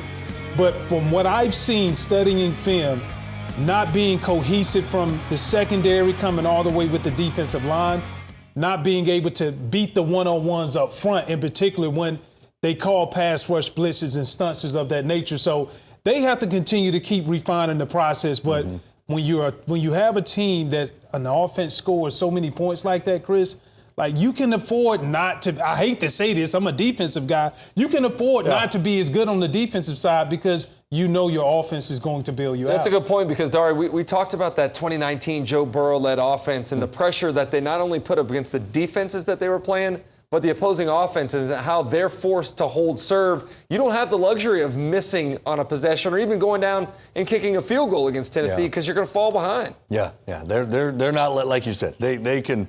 That's a team that knows how to step on the neck and keep pushing, right? Not let you back up. All right, primetime game later on this network, SEC Network. It's going to take us to Fayetteville. Arkansas home against Ole Miss. Razorbacks, they're 5-5. They got to win either this game or against Missouri next week on the road on Friday after Thanksgiving to get to a bowl game. Let's say it happens here. What's going to happen for Arkansas? It's going to start with their defense. And Takeo, you and I have talked an awful lot about the disappointing nature of this defense. Barry Odom has been tremendous as the coordinator there in Fayetteville. This year they've had failures in the secondary. They haven't been able to stop the run. They haven't tackled very well. But we saw them all put that together and put it behind them against LSU. They had 7 sacks of Jaden Daniels last Saturday. They were able to tackle much better and limited that LSU offense to only 13 points. So I do feel like if Arkansas is going to win, it's going to be by stopping the run and putting pressure on Jackson Dart to beat you, which I don't know he can do, and I don't know if the offensive line can protect long enough for him to do. Yeah, and they did a phenomenal job going up against LSU, holding them down to a season low, under 300 yards. And for me, when I turned on the tape, it clearly stated they understood the assignment. What was asked of them from Barry Odom, they went out and executed. It's going to be a different monster playing against Ole Miss, but if they can continue to do the little things well with something that they struggled on earlier, they'll make it a competitive game for sure. Yeah. That run game of Ole Miss, though, continues to lead the league, and that freshman Quinshon Judkins, as good as any freshman. Turn on that Alabama tape in the second half. They did a pretty good job for the most part. That's right. I think they'll score, 7 points in the second half of that game against Alabama. Didn't score at all in the fourth quarter. All right. Of course, when it's all over later tonight, the three of us and Benjamin Watson coming your way with a full 60-minute recap of a 10-game day around the SEC. All that coming up tonight when we're done in Arkansas on SEC Football Final.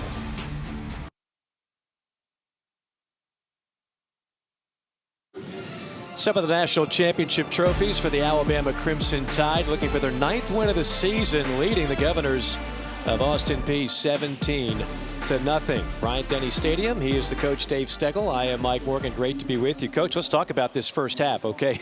17-0. A lot of people are going to look at that score and say, well, that's closer than I thought. Add to that all the missed opportunities for Austin Peay, and you're saying to yourself, what's going on here? I agree. That was a great observation. And it really should be 17-6. They didn't go for the one field goal, and they missed the other field goal. So there's some yelling and screaming, I think, going over on the Alabama locker room. And the other flip side of it is in the Austin Peay locker room, I believe they're saying, hey, guys, we got this, some opportunities. Let's get another couple more takeaways. Let's protect the football, and let's go down and score. Well, Austin Peay certainly had opportunities to score. They go for it on 4th down early on in that first quarter. Who knows what kind of game this would be if they make it. Especially right there, there's a nice job of getting them in the end zone. They reviewed it. They said it was a touchdown. They come back. They're going for the touchdown instead of taking the field goal, but they was holding on the play, in my opinion. Then they come back down and miss a nice little chip shot. Beautiful 4th down conversion. That was a lightning bolt by Bryce Young. You could hear the spin of the ball up here in the press box. And then they come down here and do a little cross route, hits him in the flat, touchdown, brings him up. Bryce Young sacked 3 times, a season high in that first half, as Austin Peay dialed up some blitzes and they were successful. Again, if you just look at it statistically, you'd say, well, Alabama's kind of dominated the first half. But again, the 2 turnovers giving Austin Peay a short field, but the Governors unable to capitalize. So closer than anybody, including us, would have expected here in the first 30 minutes. What are you expecting to see here in the second half? What I think I'm going to see right now is they got to protect the ball, Alabama. I'm sure Coach is really crazy about the turnovers with the 2 turnovers. We talked long and hard about that with Coach yesterday, and we need to get more turnovers. I'm telling you right now, that's being preached in the locker room right now. And on the flip side with Austin Peay, they got to protect that football, Mike. We talked about Alabama, one of its worst turnover margins for the season coming in. They were -5, and so far they're -1 in this football game. Let's check in with Lauren. All right, I got Coach Walden coming in here. You guys created some opportunities there in the first half, some positive plays. Love seeing that energy that you guys played with. How can you carry some of that momentum and capitalize on those opportunities here in the second half? Yeah, we just talked about it. We got to execute better in the red zone. I mean, like, at the end of the day, like, we didn't come here to keep it close. We came here to win, and that's what we got to go do. We got to go compete, and I'm seeing our guys starting to see that belief, but, God, we had that confidence early, man, you know, but it took, you know, a couple big plays to get that confidence, and now we got to go finish drives, you know. We moved the ball on them, but we got to go finish. They're a great football team, and you're going to have to execute at your best and play at your best to be able to punch in the end zone. But our kids are playing their hearts out. You know, this is going to be a big test right here in this third quarter. We're going to have to go focus on winning the third quarter right here. Yeah, give us a little snippet of what you told the team there in the locker room. Exactly what I just told you, Lauren. We didn't come here to keep it close. We came here to compete and came here to win. That's our standard. That's our culture, and it's about us. It ain't about this is just a stadium with a little more people than what we're used to. But at the end of the day, it's a 100-yard field, and we plan on playing some football this second half. Governor football. Thanks so much, Coach. Thank you, Lauren. Thank you. He came from Southern Miss, 33-year-old Scotty Walden, still fired up. So are we for the second half. It's coming at you when we return from Tuscaloosa.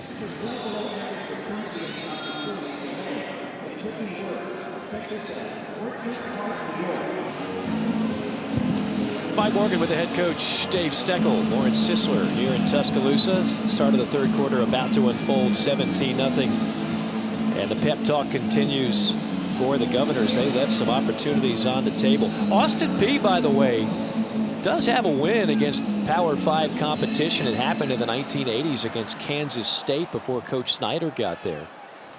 Mentioned they've played some SEC teams in recent years and trying to pull off what would be the upset of a lifetime against the number 8 team in America, the Alabama Crimson Tide. It'll be Austin Peay on offense first. You see, there's what happened September the 5th, 1987. Austin Peay shocking K-State in the last 10 seconds of the game in the Little Apple, Manhattan, Kansas. 26-22 was the final score. And they will dare to dream of such a fate here today, down 17 with 1 half to play at Bryant-Denny Stadium. Alabama has won 55 consecutive non-conference regular season games. First down scamper by C.J. Evans, a junior out of Mobile. Jaheim Otis on the stop. C.J. made a really good jump cut there, Mike, because the nose guard just blew the center up in the backfield to make him avert his path.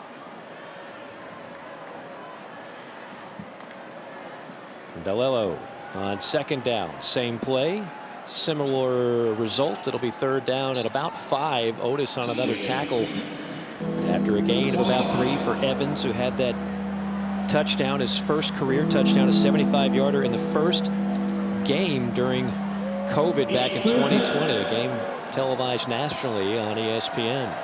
Nice situation here. Very 3rd and 5, very manageable play. Look for some type of pick cross route right there by the sticks on a slant or a hitch. Governors 2 for 6 on 3rd down. Rollout, pass, complete. Work to perfection to Dre McCray, their top playmaker, and that'll move the sticks. They took the outside receiver and ran him vertical, took the inside receiver, had him come off his butt right by the sticks on the rollout. Nice accuracy there by my man DeLillo.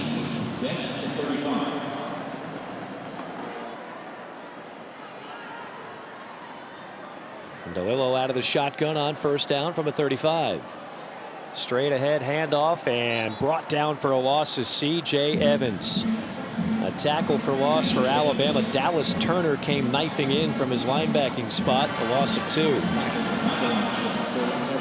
It looks like they're trying to be a little manageable. They're coming out running the ball, which they didn't do on their opening drive. They kept coming out and throw. Now they're doing running, trying to manage a little clock. They must have looked at the time possession.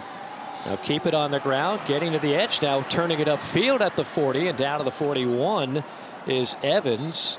Toe on the tackle after a gain of 7.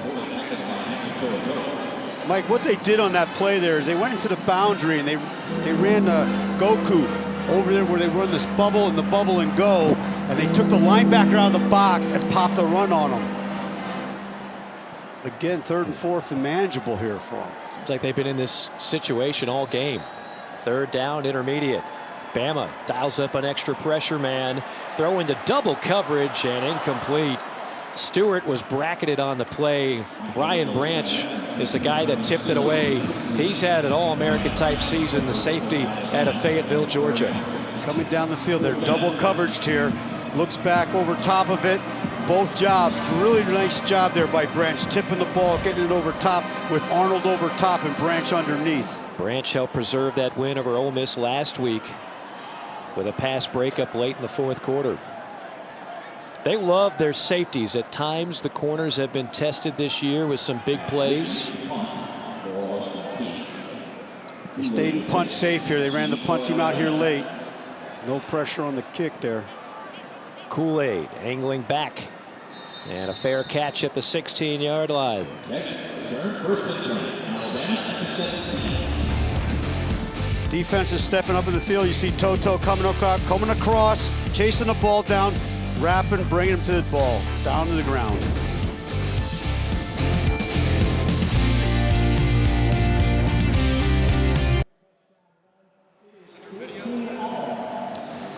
(17-0) our score. That number that you see at the bottom left hand of your screen is very telling. 700+ yard receiver every year for Nick Saban in this offense since 2011, coach. And you know, here we stand and it's the 11th game of the season and nobody is at that mark. The closest guy would be Ja'Cory Brooks, who by the way only has 1 catch so far in this game. But really their top receiver has been the running back Jahmyr Gibbs, and Ja'Cory Brooks is now, looks like he's out for the game. Pads are off, sweatshirt is on, so we're not going to see any more of number 7 in crimson. But they just haven't had those game-breaking wide receivers this year. They have not.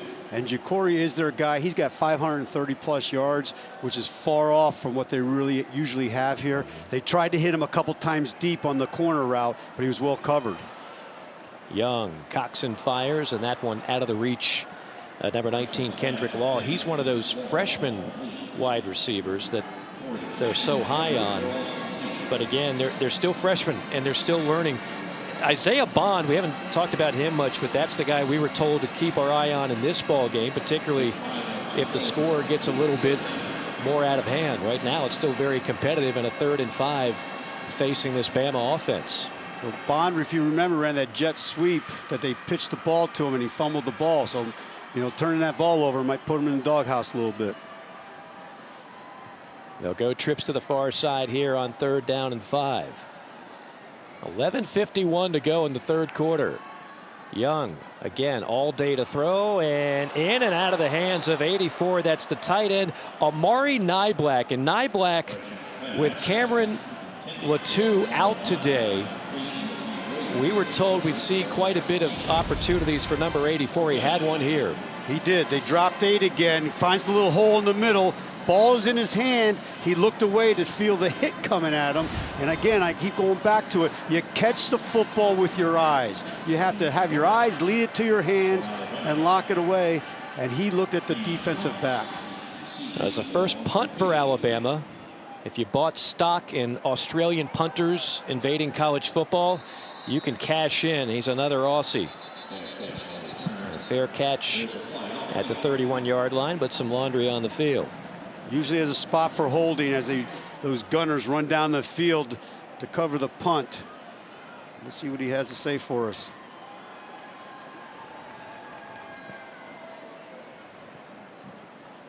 We're just going to put him in a tough spot, Mike. Another 15 yards back from there. Kyle Olson's our referee. Daring to kick, holding, receiving team, number 12. 10-yard penalty from the end of the kick. First down. That's on Jaheim Ward. The Governors will take over 1st and 10 when we come back in Tuscaloosa. What's the penalty differential?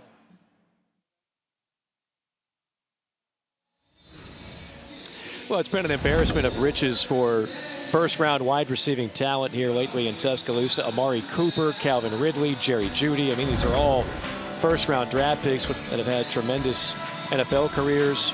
Ruggs, the Heisman Trophy winner, Devontae Smith, Waddle, Jameson Williams from a year ago. I mean, it's just every time you've watched or covered an Alabama game over the years, their wideouts have been a nightmare for defensive coordinators to cover up, because even if you've got one double team, that's another first rounder who's about to beat you. This year has been a little bit different dynamic. There has been, and you're absolutely right. They used to just funnel them in one after the other. And this year, their guy that they want to make a real big job was Ja'Cory Brooks. And he is not stepping up completely to the plate. And that goes back to our conversation we had earlier about the chemistry that Bryce has not been able to work with through the practice time. Governors with it. And good night. What a pop by Brian Branch. McCray got it and thought he'd be able to find some daylight. Number 14 and Cripson had other ideas. He came down there and he has a bad attitude when he get there. He takes off through the thing, does a nice job keeping his head out of the contact, and flattens McCray. You're talking about receivers though, Mike. McCray is 1,000-yard receiving. He's only the 4th player in Austin Peay history. He reached that mark in this ball game. 2nd down and long. Slithering his way for a couple is C.J. Evans. Will Anderson racks up another tackle.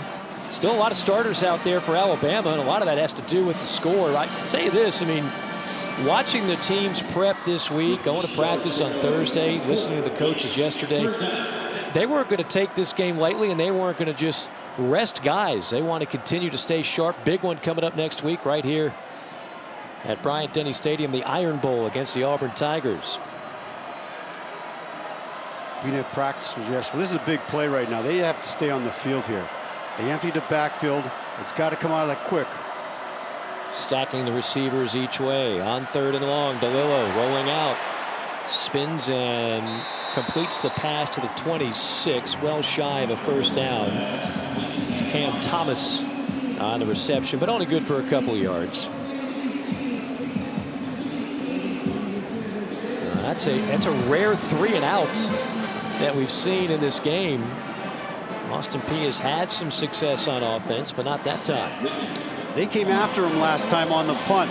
I'd be curious to see if they set up a return here on this one, because they'll get a really good field position getting past the 50 with a good hold up by the punt return team.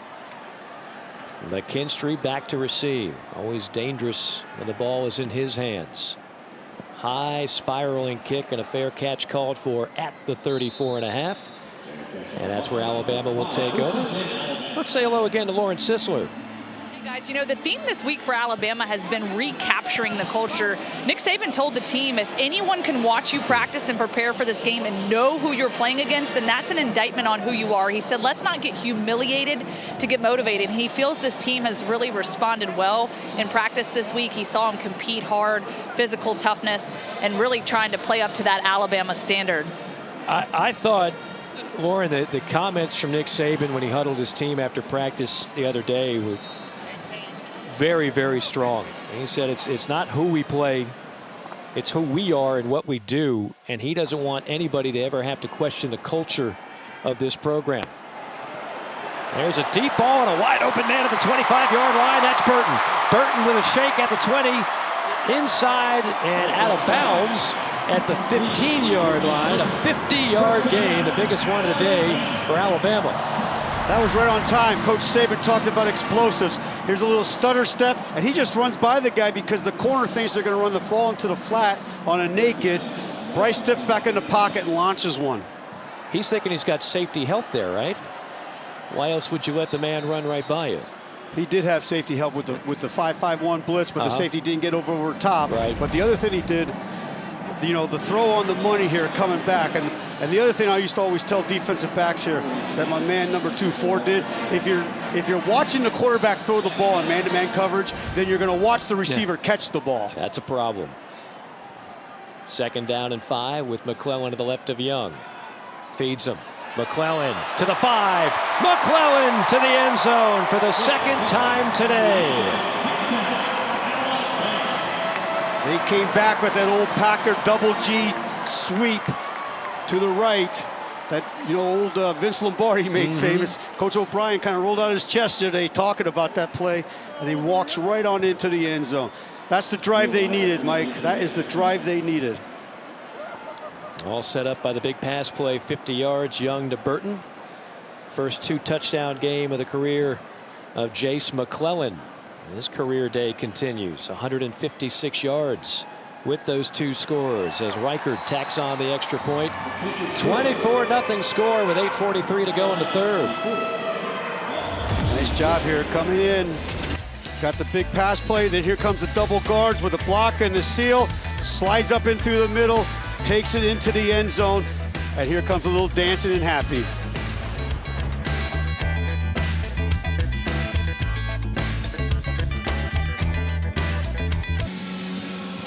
Alabama strikes first in the 2nd half. Best looking drive of the day for the Crimson Tide. Didn't take long. 3 plays, 65 yards, 58 seconds off the clock. A 50-yard pass play to Burton. And then the 2nd touchdown of the game for Jace McClellan, the tailback. 24-0 lead now for Alabama, trying to improve to 9-2 on the season. Stewart on the return, trying to take it wide. Penalty flag on the play. This will likely come back. I believe it's another holding call, Mike. Stewart showed a nice burst up the middle there, that speed he has. There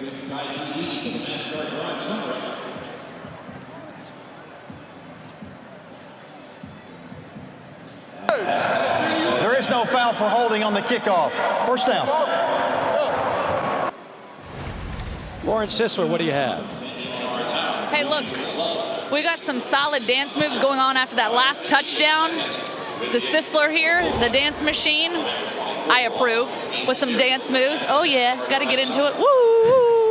Look, you know, I got to tell you, down on the sidelines here, you see the spark of energy. This is one thing the players talked about yesterday, talking to DeCorey Brooks and Kool-Aid McKinstry, that really this energy and this excitement came back to the team last week against Ole Miss. After the game, seeing them smile, seeing them having fun, being able to dance on the sidelines.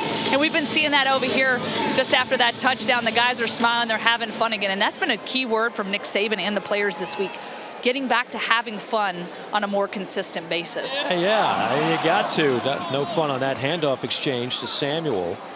And Lauren will be having some more fun, maybe some more dancing in the 4th quarter as this thing continues to move.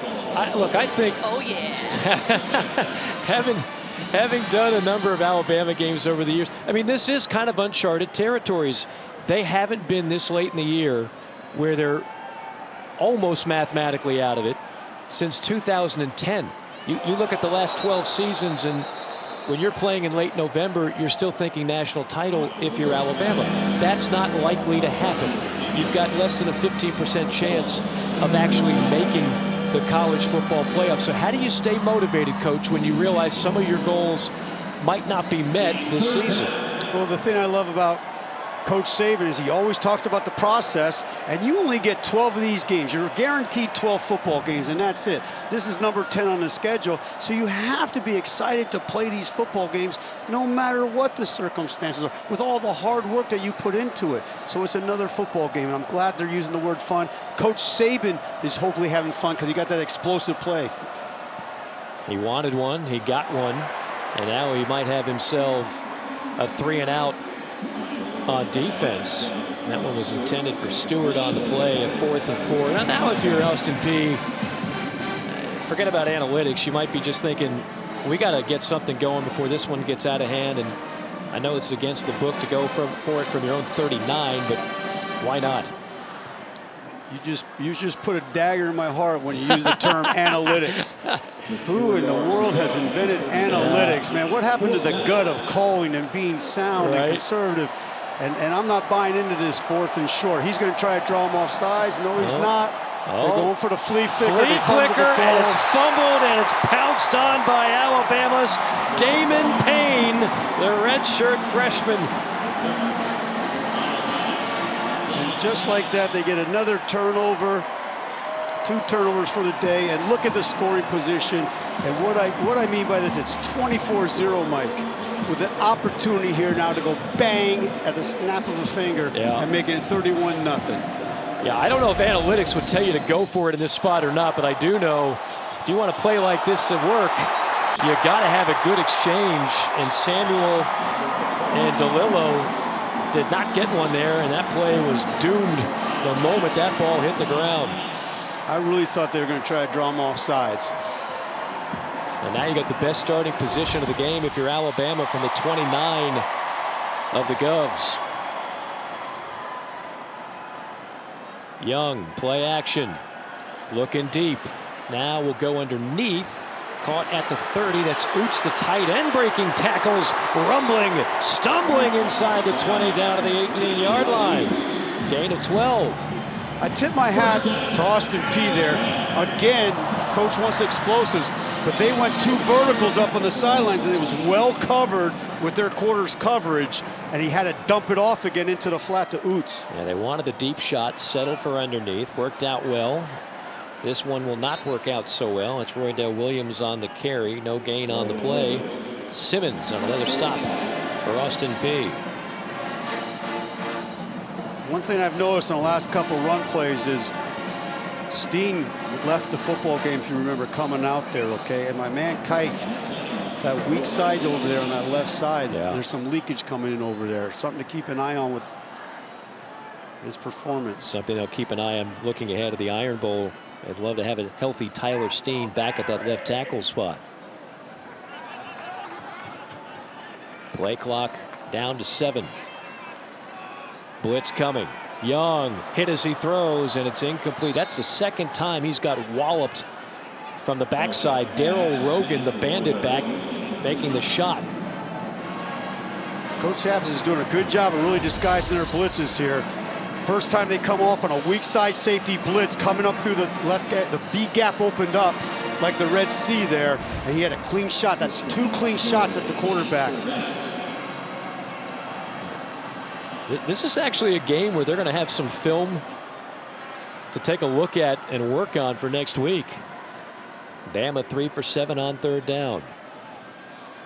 Well, the thing that's also happening is helping Auburn realize the blitz schemes that are getting to their protection. Right.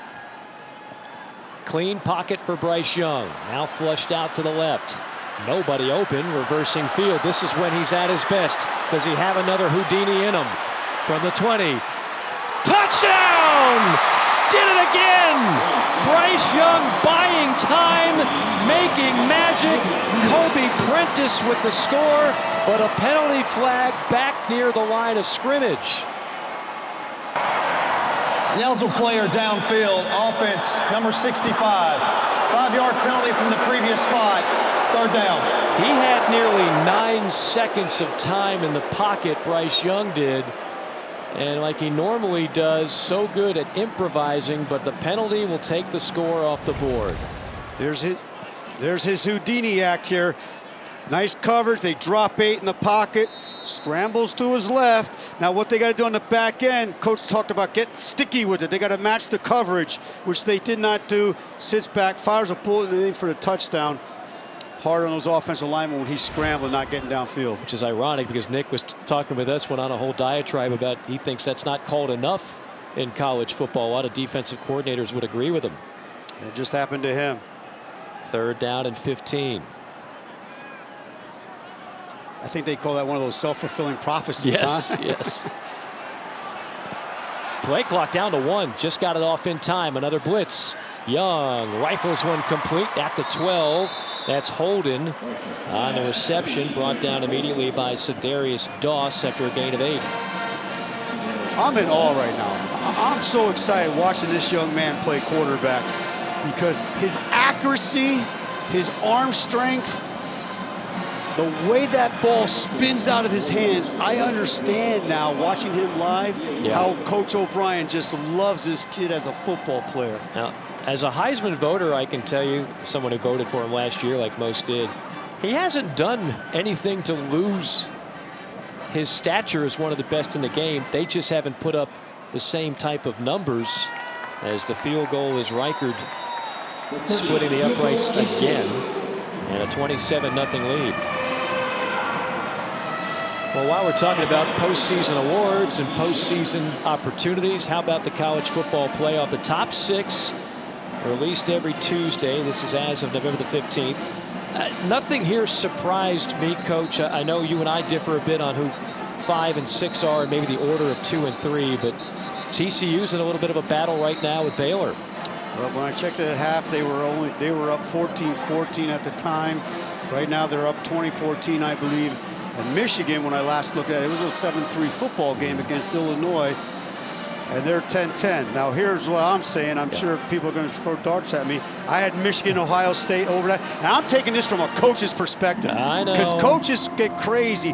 Michigan, first of all, hasn't lost. They beat Ohio State last year.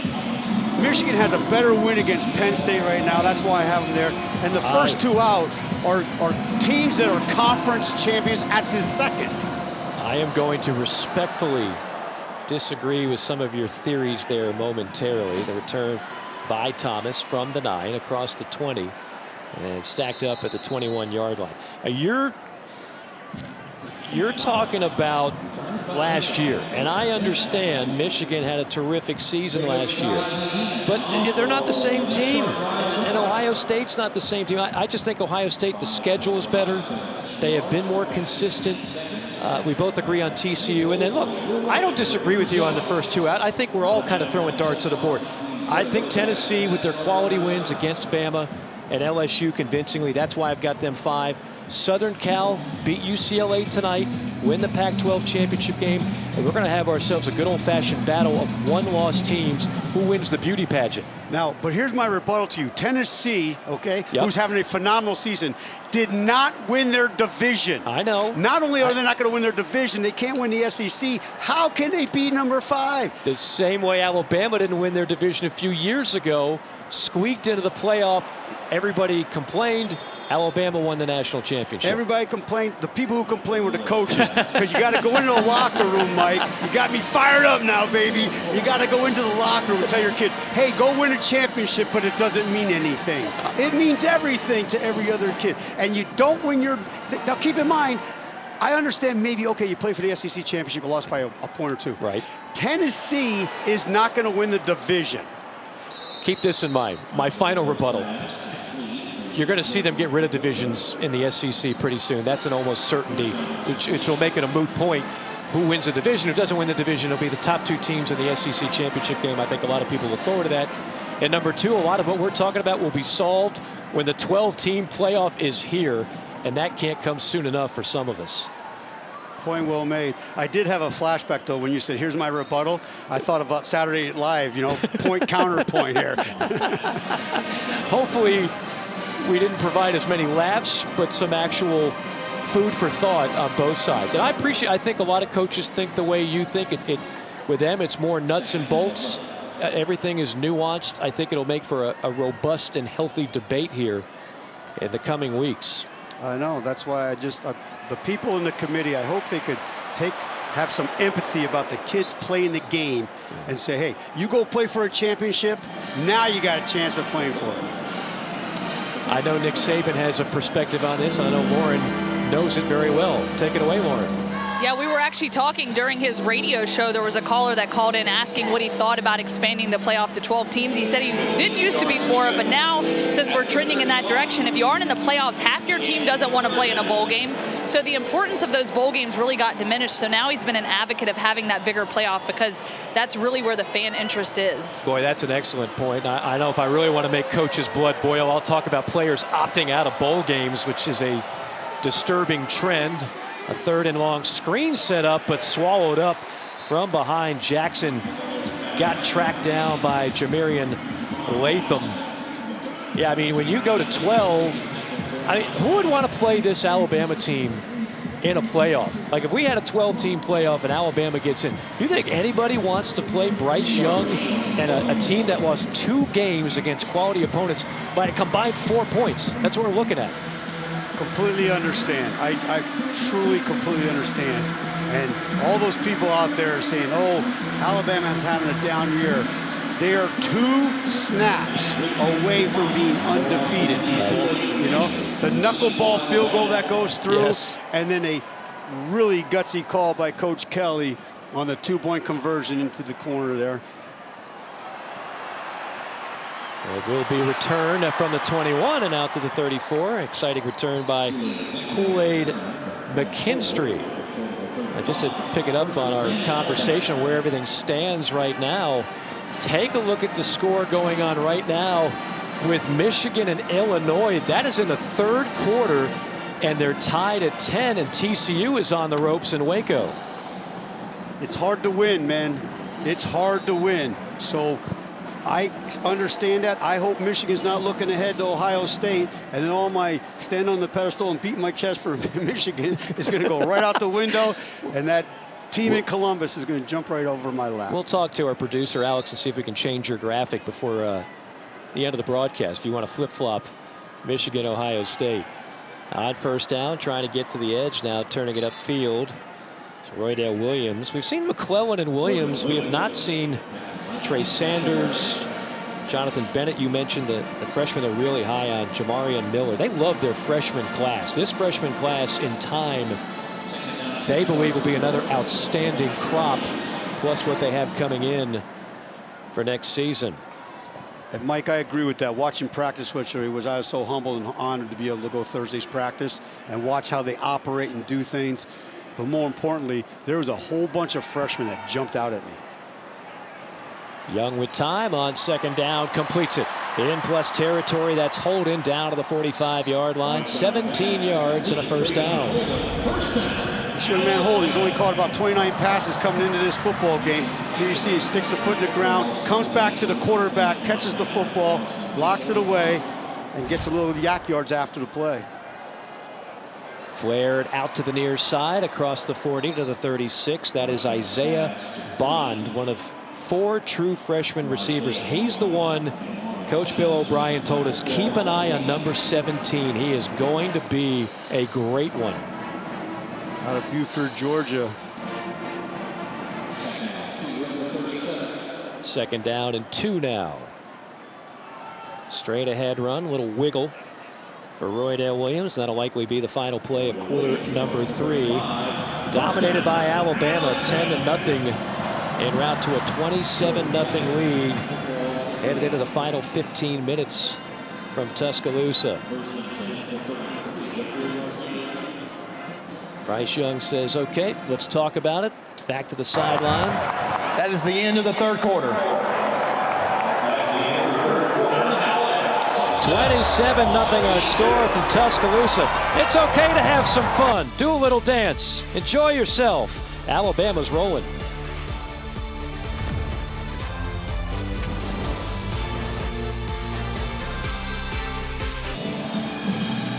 Well, if you had Bryce Young taking snaps in the 4th quarter on your bingo card, you're feeling awfully good right about now. I don't think many people would have expected it. 27-0, not the score that a lot of people expected, and perhaps Nick Saban wants to see another successful drive capped off before we see perhaps Jalen Monroe or Ty Simpson in this fourth quarter.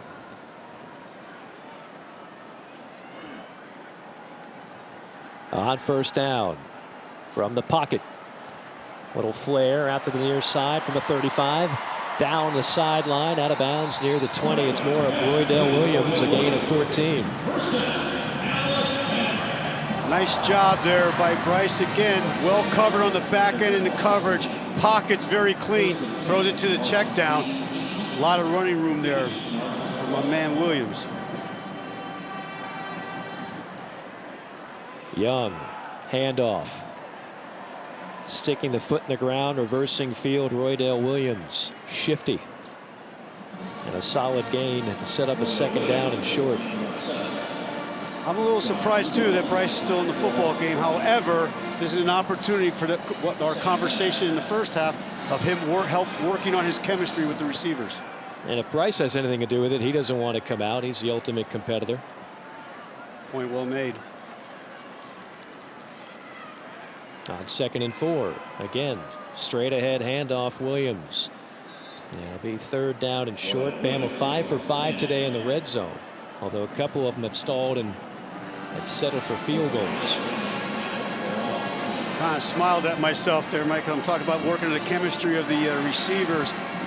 Get a couple extra reps here, and they just handed the ball off 3 straight times. Yeah, the 3 handoffs.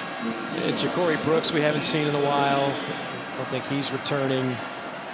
Young 17 for 23, 211 yards, 1 touchdown, no picks. On a 3rd down and 2.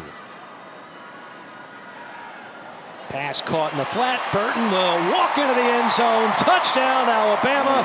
Jermaine Burton, who's had a big day, his 2nd touchdown reception. This play here, Mike, was another one of those that Coach Saban was talking to us about, how you can throw the ball and block downfield if he's 1 yard behind the line of scrimmage, and Stack, they're 1 or 2 yards down the field. Well, they went in unbalanced there. They motioned him across the line of scrimmage, threw it to him behind the line of scrimmage, and that receiver's blocking downfield on the corner in the end zone, and he just walks on in. Reichert hammers home another extra point. Last 3 drives for Alabama. Touchdown, field goal, and this touchdown here. They take him in motion to the unbalanced side here. Little play fake, throw it behind the line of scrimmage. He locks the way. As you see in the corner of the end zone, they're blocking, and it's right there, Katie, by the door.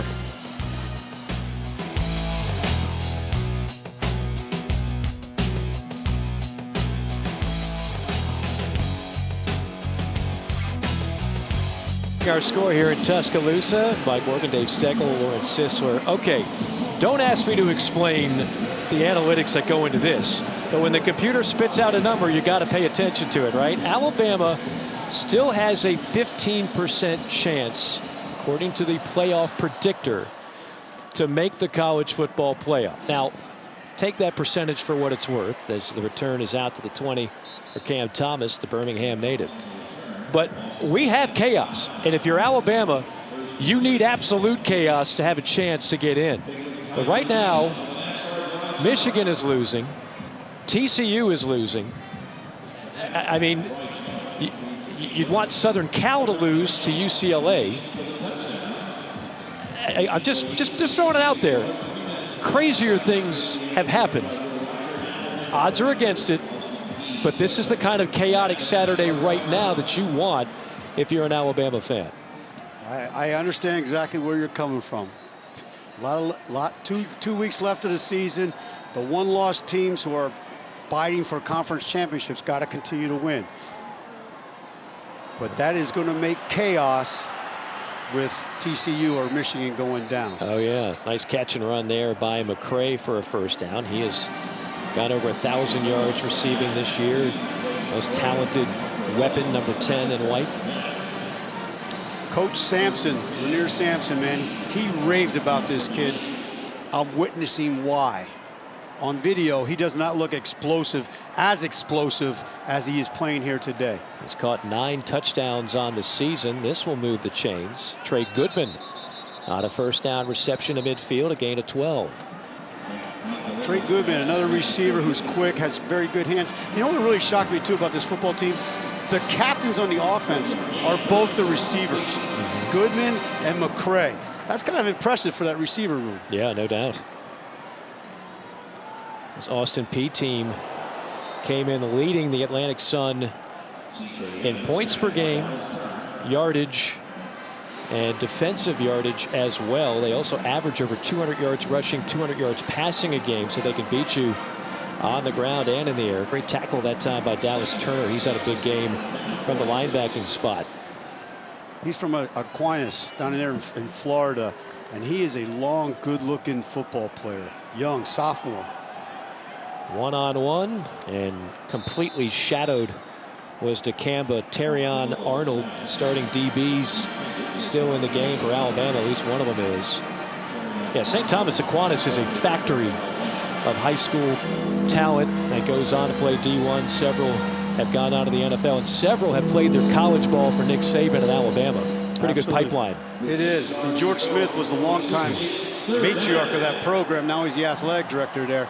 But they just keep pumping them out. And to the best of my knowledge, if I remember correctly, Jason Taylor was helping coach a little bit before he went over to Florida and coached. So it is a factory down there in Florida. Governors 3 for 11 on third down.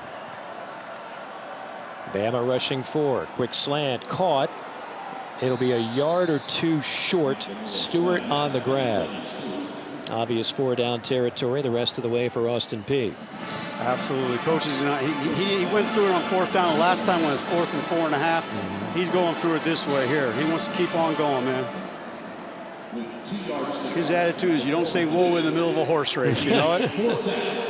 And again, the anxiety after this game is done will really build up for tomorrow when they will, as a unit, watch the selection show for the FCS playoffs, see if they're one of the teams that gets in. 4th down and short, movement, pre-snap penalty. You see the coaches, the defensive coaches there, man. I always chuckle because I used to be the same way. Coach Golding, Coach Saban, they're losing because of the discipline. Offside, defense, number 44, entered the neutral zone and made contact with an offensive player. 5-yard penalty, results in a first down. That will not make Pete Golding very happy. And again, Alabama leading the league in penalties. That's just so uncharacteristic of a Nick Saban team. They went on the double clap there. That young man did not watch the football and went off on the clap. You know one thing I love about Coach Saban? I think he's that old school guy that made that Coca-Cola commercial where he goes into halftime and he's losing his mind. And the one, you remember the commercial and the player looks at the other and goes, Coach, aren't we up 34-0? But he keeps coaching. He keeps coaching. That's right. Never be content, never be satisfied. And he'll be satisfied with this play.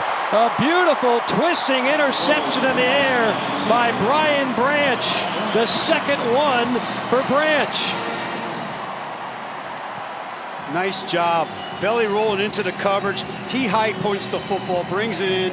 They get another takeaway. And I'm going on record telling you, we brought the mojo for him. He sticks the ball up high. He comes in, see him belly roll back into the player, high points the football, locks it away.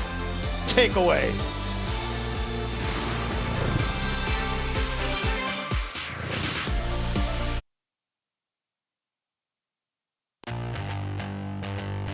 .40-yard attempt. This for the win against Alabama. It is up and it somehow got through. Chase McGrath wins the game for Tennessee. Here we go. Sprint out. Throw to the right. Caught. Mason Taylor. Tigers win. Tigers win. Alabama goes down. Well, that is a team that was favored to win the national title at the beginning of the year. Now find themselves outside looking in on the playoff. Well, you're 5 points away from 10-0. You just saw it. 52-49 against Tennessee. 32-31 overtime loss to LSU. If you're Alabama, the only team to appear in 7 out of the 8 playoffs, 6-1 in the semis, and of course 3 national titles. It was thought that this might be the 4th. It's going to take a lot. It's going to take a chaotic couple of weeks. So far, it's been chaotic Saturday when you look at some of the scores around. Jalen Monroe now in at quarterback, the redshirt freshman of Katy, Texas. Of course, he was the starter when they got banged up. And Bryce Young got hurt against Arkansas and missed the A&M game. It was Jalen Monroe who got the start. Great runner. I'm talking to the coaching staff. They want him to operate more efficiently, get into his reads more precisely. Typical stuff, Coach, that you want to see a young quarterback improve. Absolutely. I was actually a little shocked when I went to practice when I saw this young man. He's a physical specimen. I thought he was like a wide receiver, a linebacker, or a safety. It's something else. The other thing we have Trey Sanders in the football game right now too, at running back. And Sanders. Actually, a great story as the pass is complete. Boy, Burton. That's 7 grabs, over 120 yards and 2 touchdowns for Burton. So he has come alive. The Alabama secondary, which only had 3 picks all year, you got the one from Branch, the one from Kool-Aid. So 2 interceptions nearly matches the total all year. They have come alive, and this team has come alive in the second half. They have, and they also got the fumble recovery. That's right. So I'm taking credit that you and I brought the mojo for Coach Saban to get those takeaways there you rolling. Go. Hand off to the left side. That is the talented freshman Jamarion Miller. Lauren Sisler, what do you have? Yeah, there's Bryce Young there, all smiles right now. And, you know, Alabama up 34-0 going to the fourth quarter. Nick Saban walked over to him. They had a friendly exchange. You see Nick Saban light up a little bit there with a smile on his face. The job is done for his starting quarterback, so let's move on from that. You know, I asked Coach Saban on his radio show about Bryce Young's development. A year after winning the Heisman, he said the leadership from him has been tremendous. Great run that time by Milroe. Go ahead, Lauren.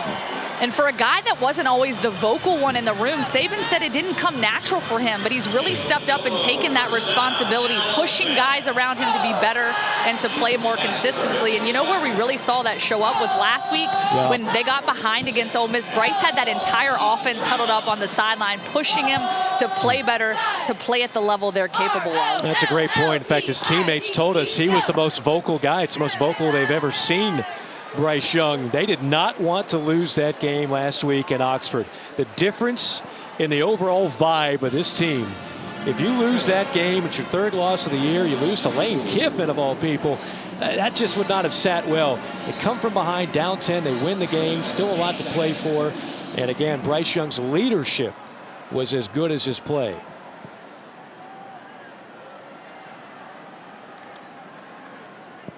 With a 2nd down and 3. Milroe will keep it. Now with Alabama about to salt this one away, you start thinking about the Iron Bowl. And it's one of the most entertaining games every year. How about last year? Quadruple overtime. And boy, was Bryce Young calm, cool, and collected. That clinched the Heisman for a lot of voters such as myself. Carnell Williams, of course, is now the head coach, the interim head coach for the Auburn Tigers, coming off his first career win. He knows a thing or two about that rivalry as a former player. It's always fun, Coach. You know about rivalries during your time, no matter where you were at, what stint you were at, and it doesn't get any better than the Iron Bowl. There are rivalries at every level of football. They're special, they're dynamic, and I've never been anything part of Alabama and Auburn with that rivalry. I've got to watch it on TV. But Coach Williams, okay, if he can coach them up like he can play back in the day, they're going to have their hands full. We know one thing. He's given them plenty of juice. He's got everybody excited right now when Auburn could have mailed it in. Oh, Milroe going to the air to the end zone. Incomplete, broken up at the last second by Simmons, intended for Kendrick Law. Kendrick Law is another one of those young guys that Coach O'Brien talked about. Coming up, he's got to take that ball and get it back into his body quickly before they get the strip that came out from Simeon's there on that play. Been impressed by Shamari Simmons today. He's made a number of plays in the secondary. That young man, he can run, he can hit, he tackles well. He does a nice job in his man-to-man skills. He might have a future going down the road here. 10th play of the drive. It'll be a 3rd down and long. Here comes the blitz. Milroe still has time. Flushed out. Now directing traffic. Goes deep and picked off. That's the kind of play that Jalen Milroe is going to have to work on if he's going to be the starter next year. Interception by Doss. Third turnover on Bama. Comes down, he's scrambling out of the pocket. Here's a situation where you want to tuck the ball, run the ball, and make a profit.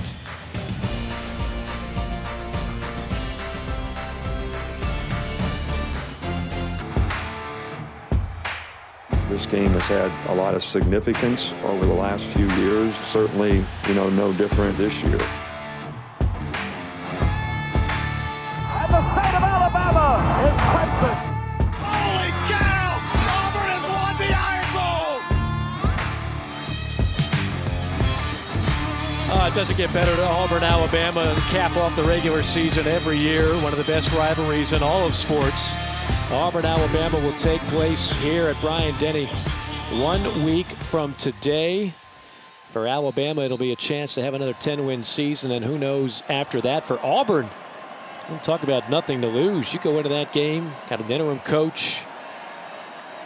Postseason, not a real factor for the Tigers. You just come in here and say, this is our Super Bowl. This is the one. And Lauren knows a thing or two about that matchup, covering it throughout the years.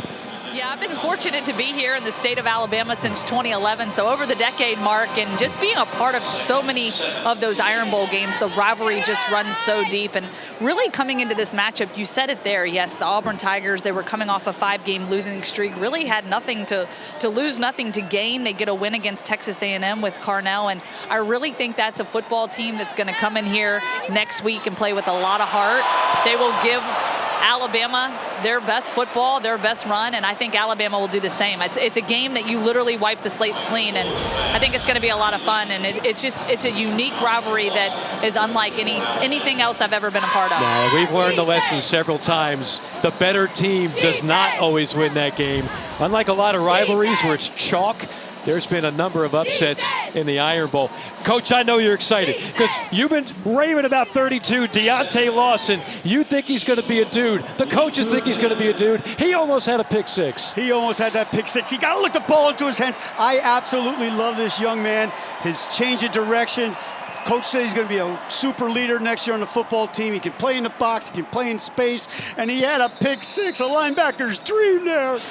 Your eyes, when you talk about Deontay Lawson, reminds me when I was a kid and I knew there was a Nintendo under the Christmas tree. It was just that type of pure exuberance. Well, I don't know. Nintendo's way over my head, dude. Technology is not my game. You could ask my darling wife. You're more of a Commodore 64 guy. I am, man. Coach, I was hoping that you were going to know about the Nintendo, and I'm sad to know that you not even know about Tecmo Bowl. Come on, man.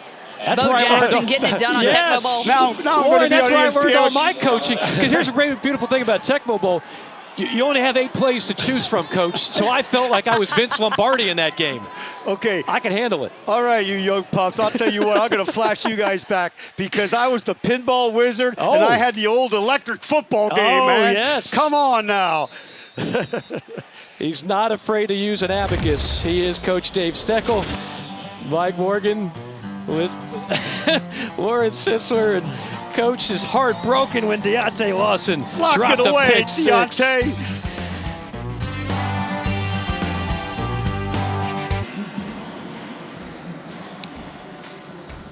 The college football playoff rankings going as follows, and everybody is keeping an eye out on Michigan, Illinois, and what's going down in Waco. What's going down in Waco is TCU had a chance to tie it moments ago with a 2-point conversion. They failed on the conversion. So right now they are in jeopardy of losing. 2 minutes remaining in that game. Michigan in danger of losing to Illinois. Coach Brett Bielema, former Arkansas Razorback head coach, former Wisconsin head coach, doing a terrific job this year in Champaign. There's 8 minutes left to go in that game. Michigan's got the ball, but their All-American running back Blake Corum is banged up and, from what we're told, not returning. As Alabama goes to the ground game with Miller. Not to name drop. Coach Bielema and I, we're good friends. We go way back, being defensive guys. You know, that was his roots coming up and stuff. And he has really done a remarkable job everywhere he's been. Yeah. Everywhere he's been, he's done a remarkable job. I thought he'd be a great fit at Arkansas. They had success early on.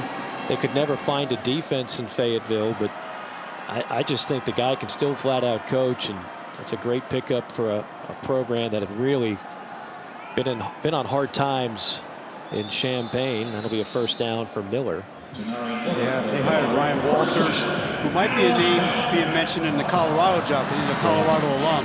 Ryan's his defensive coordinator, right. And he's gone over there, and in 2 years, it's really made an impact. What is it like for you coaches this time of year? Because a lot of you are worried about your future. If it's a bad year and you're on the hot seat, whether you're an assistant or a head coach, you're worried about that. If you're really having a ton of success, you might be, let's just say, feeling out other opportunities. So here we are. It's late November. What's it like being either an assistant or a head coach? Well, I'm probably the exception to the rule. My theory was that, honestly, the good Lord's going to take care of what you have. Timeout on the field for a player injury. And it was my responsibility as a coach. A man down. That is Sedarius Doss, who's actually made a number of key plays in the secondary for Austin Peay today. And a good sign there as he is turning over on his back and is going to be able to get up and walk off. Good sign there for Sedarius Doss. We'll take another look. Doss has 4 tackles for loss, by the way, in this game.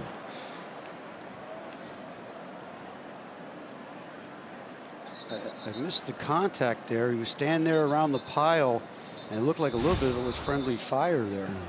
I'm not sure if it was his shoulder or his neck. He's smiling over there, so that's a good sign. That's a definite good sign. But what about the coaches who know that they're on the hot seat this time of year? I mean, how do you handle that? I know that wasn't a thing that you had to handle a whole lot, but every coach goes through it at least once or twice. Oh, absolutely. The old saying, there's 2 types of coaches. Those who've been fired and those who are going to get fired, Right. And this happened in my career. But I'll know this, like I was at Rutgers. We got let go with a couple games left in the season. And I purposely turned my desk around because what happens is these coaches, there's a whole lot of closed doors going on because they're worried about their future. Sure. And you know what? A long time ago, I really thought about having to be, make a significance in these kids' lives. So I got time to look for a job, okay? And I wanted to take care of the players. I know I'm throwing I out there a lot, but you have to take care of the program, and that's your integrity, and then something good's going to happen down the road. It's Ty Simpson in at quarterback and gives us an excuse to talk about the freshman out of Martin, Tennessee. They are very enamored with Ty Simpson. He is the son of a coach, the son of Jason Simpson, the head coach of UT Martin. They love his arm. They love his smarts, his feel for the game, his poise. There's going to be a legit battle for who's going to replace Bryce Young next year, and Ty Simpson certainly will be in the thick of it. No questions asked on that one. When we asked Coach O'Brien about that, did you see that smile he put on his face yesterday? And I know from my perspective, I love coaches' kids because they're little gym rats. They're always around the coach. They're at the football field. My son's a football coach. My grandson goes to practice with him all the time. He's running around that football field and stuff. And they learn the game early on, when you're sitting on that lap watching video. That was Trey Sanders on that last carry, who actually played for Cadillac Williams at the IMG Academy in Florida. And Cadillac was the running backs coach a few years ago. Boy, has that changed in a hurry. We're learning a lot about the backups for Alabama on this drive, which will be 8 plays long after this 3rd and 3. Handoff, the dive, and a run by Miller. Well, Stack, first up, it's been a pleasure working with you today. Some final thoughts. Timeout. Austin Peay. Their first of the half. 30 seconds in length. Some final thoughts on what we saw today. At times, it was a little bit sloppy for Alabama with the turnovers, but the Crimson Tide and their talent certainly prevail. What does this game mean looking forward to next week's Iron Bowl? And of course, beyond that. It's always better to prepare for a game when you win a football game. There's no questions asked about that. And what I think happened today was the one positive sign that Coach Saban's going to be, I hope, feel really good about is the turnovers. They got 3 today. And he talked about that. We talked about that with him in there. He was passionate about that. The other thing, and my memory's not perfect on this one, but I think they only had 3 or 4 penalties. You know, they were averaging an unbelievable amount of penalties before in the football game. So those are 2 things that he improved in. You know, you get 3 turnovers, 4 penalties. Those are the things that I think make you really feel good going into a rivalry game in the Iron Bowl. On the other side, they're getting shut out, but I like the moxie. I like the attack by Austin Peay, and I really hope that they get a bid to the FCS playoffs. A 4th and 2 for Simpson, puts it right on target. That's another young man they're high on, Emmanuel Henderson, who for a time was considered the #1 athlete in the country at a high school. He has gone through a couple of different positions. They like him at the wide receiver spot, and he'll be certainly big in the plans down the road. Did you see that pass that tie through? Yeah. I mean, that was accurate. It spun well. I can see why Coach O'Brien had a big old smile on his face. Arm talent. Could be the final play of the game. And you don't have to take another snap if you're Alabama. And the Crimson Tide are going to improve to 9-2 on the year with a matchup with in-state Auburn next week in the Iron Bowl. Bryce Young adds another couple of touchdown passes today. The defense pitches another shutout. And Alabama, fresh off that come-from-behind win against Ole Miss, didn't have to sweat it out as much this week, but will gladly take another victory. 34-0, your final score. Coach, some final thoughts quickly. My thought real quick is I like the fight in Austin Peay, and I tell you what, I like how Alabama responded in the second half, and now they can build on going to the next game. Coach, pleasure working with you, with Lawrence Sisler and our entire SEC Network crew. This is Mike Morgan saying so long from Bryant-Denny Stadium in Tuscaloosa. 34-0, your final score. So long, everybody.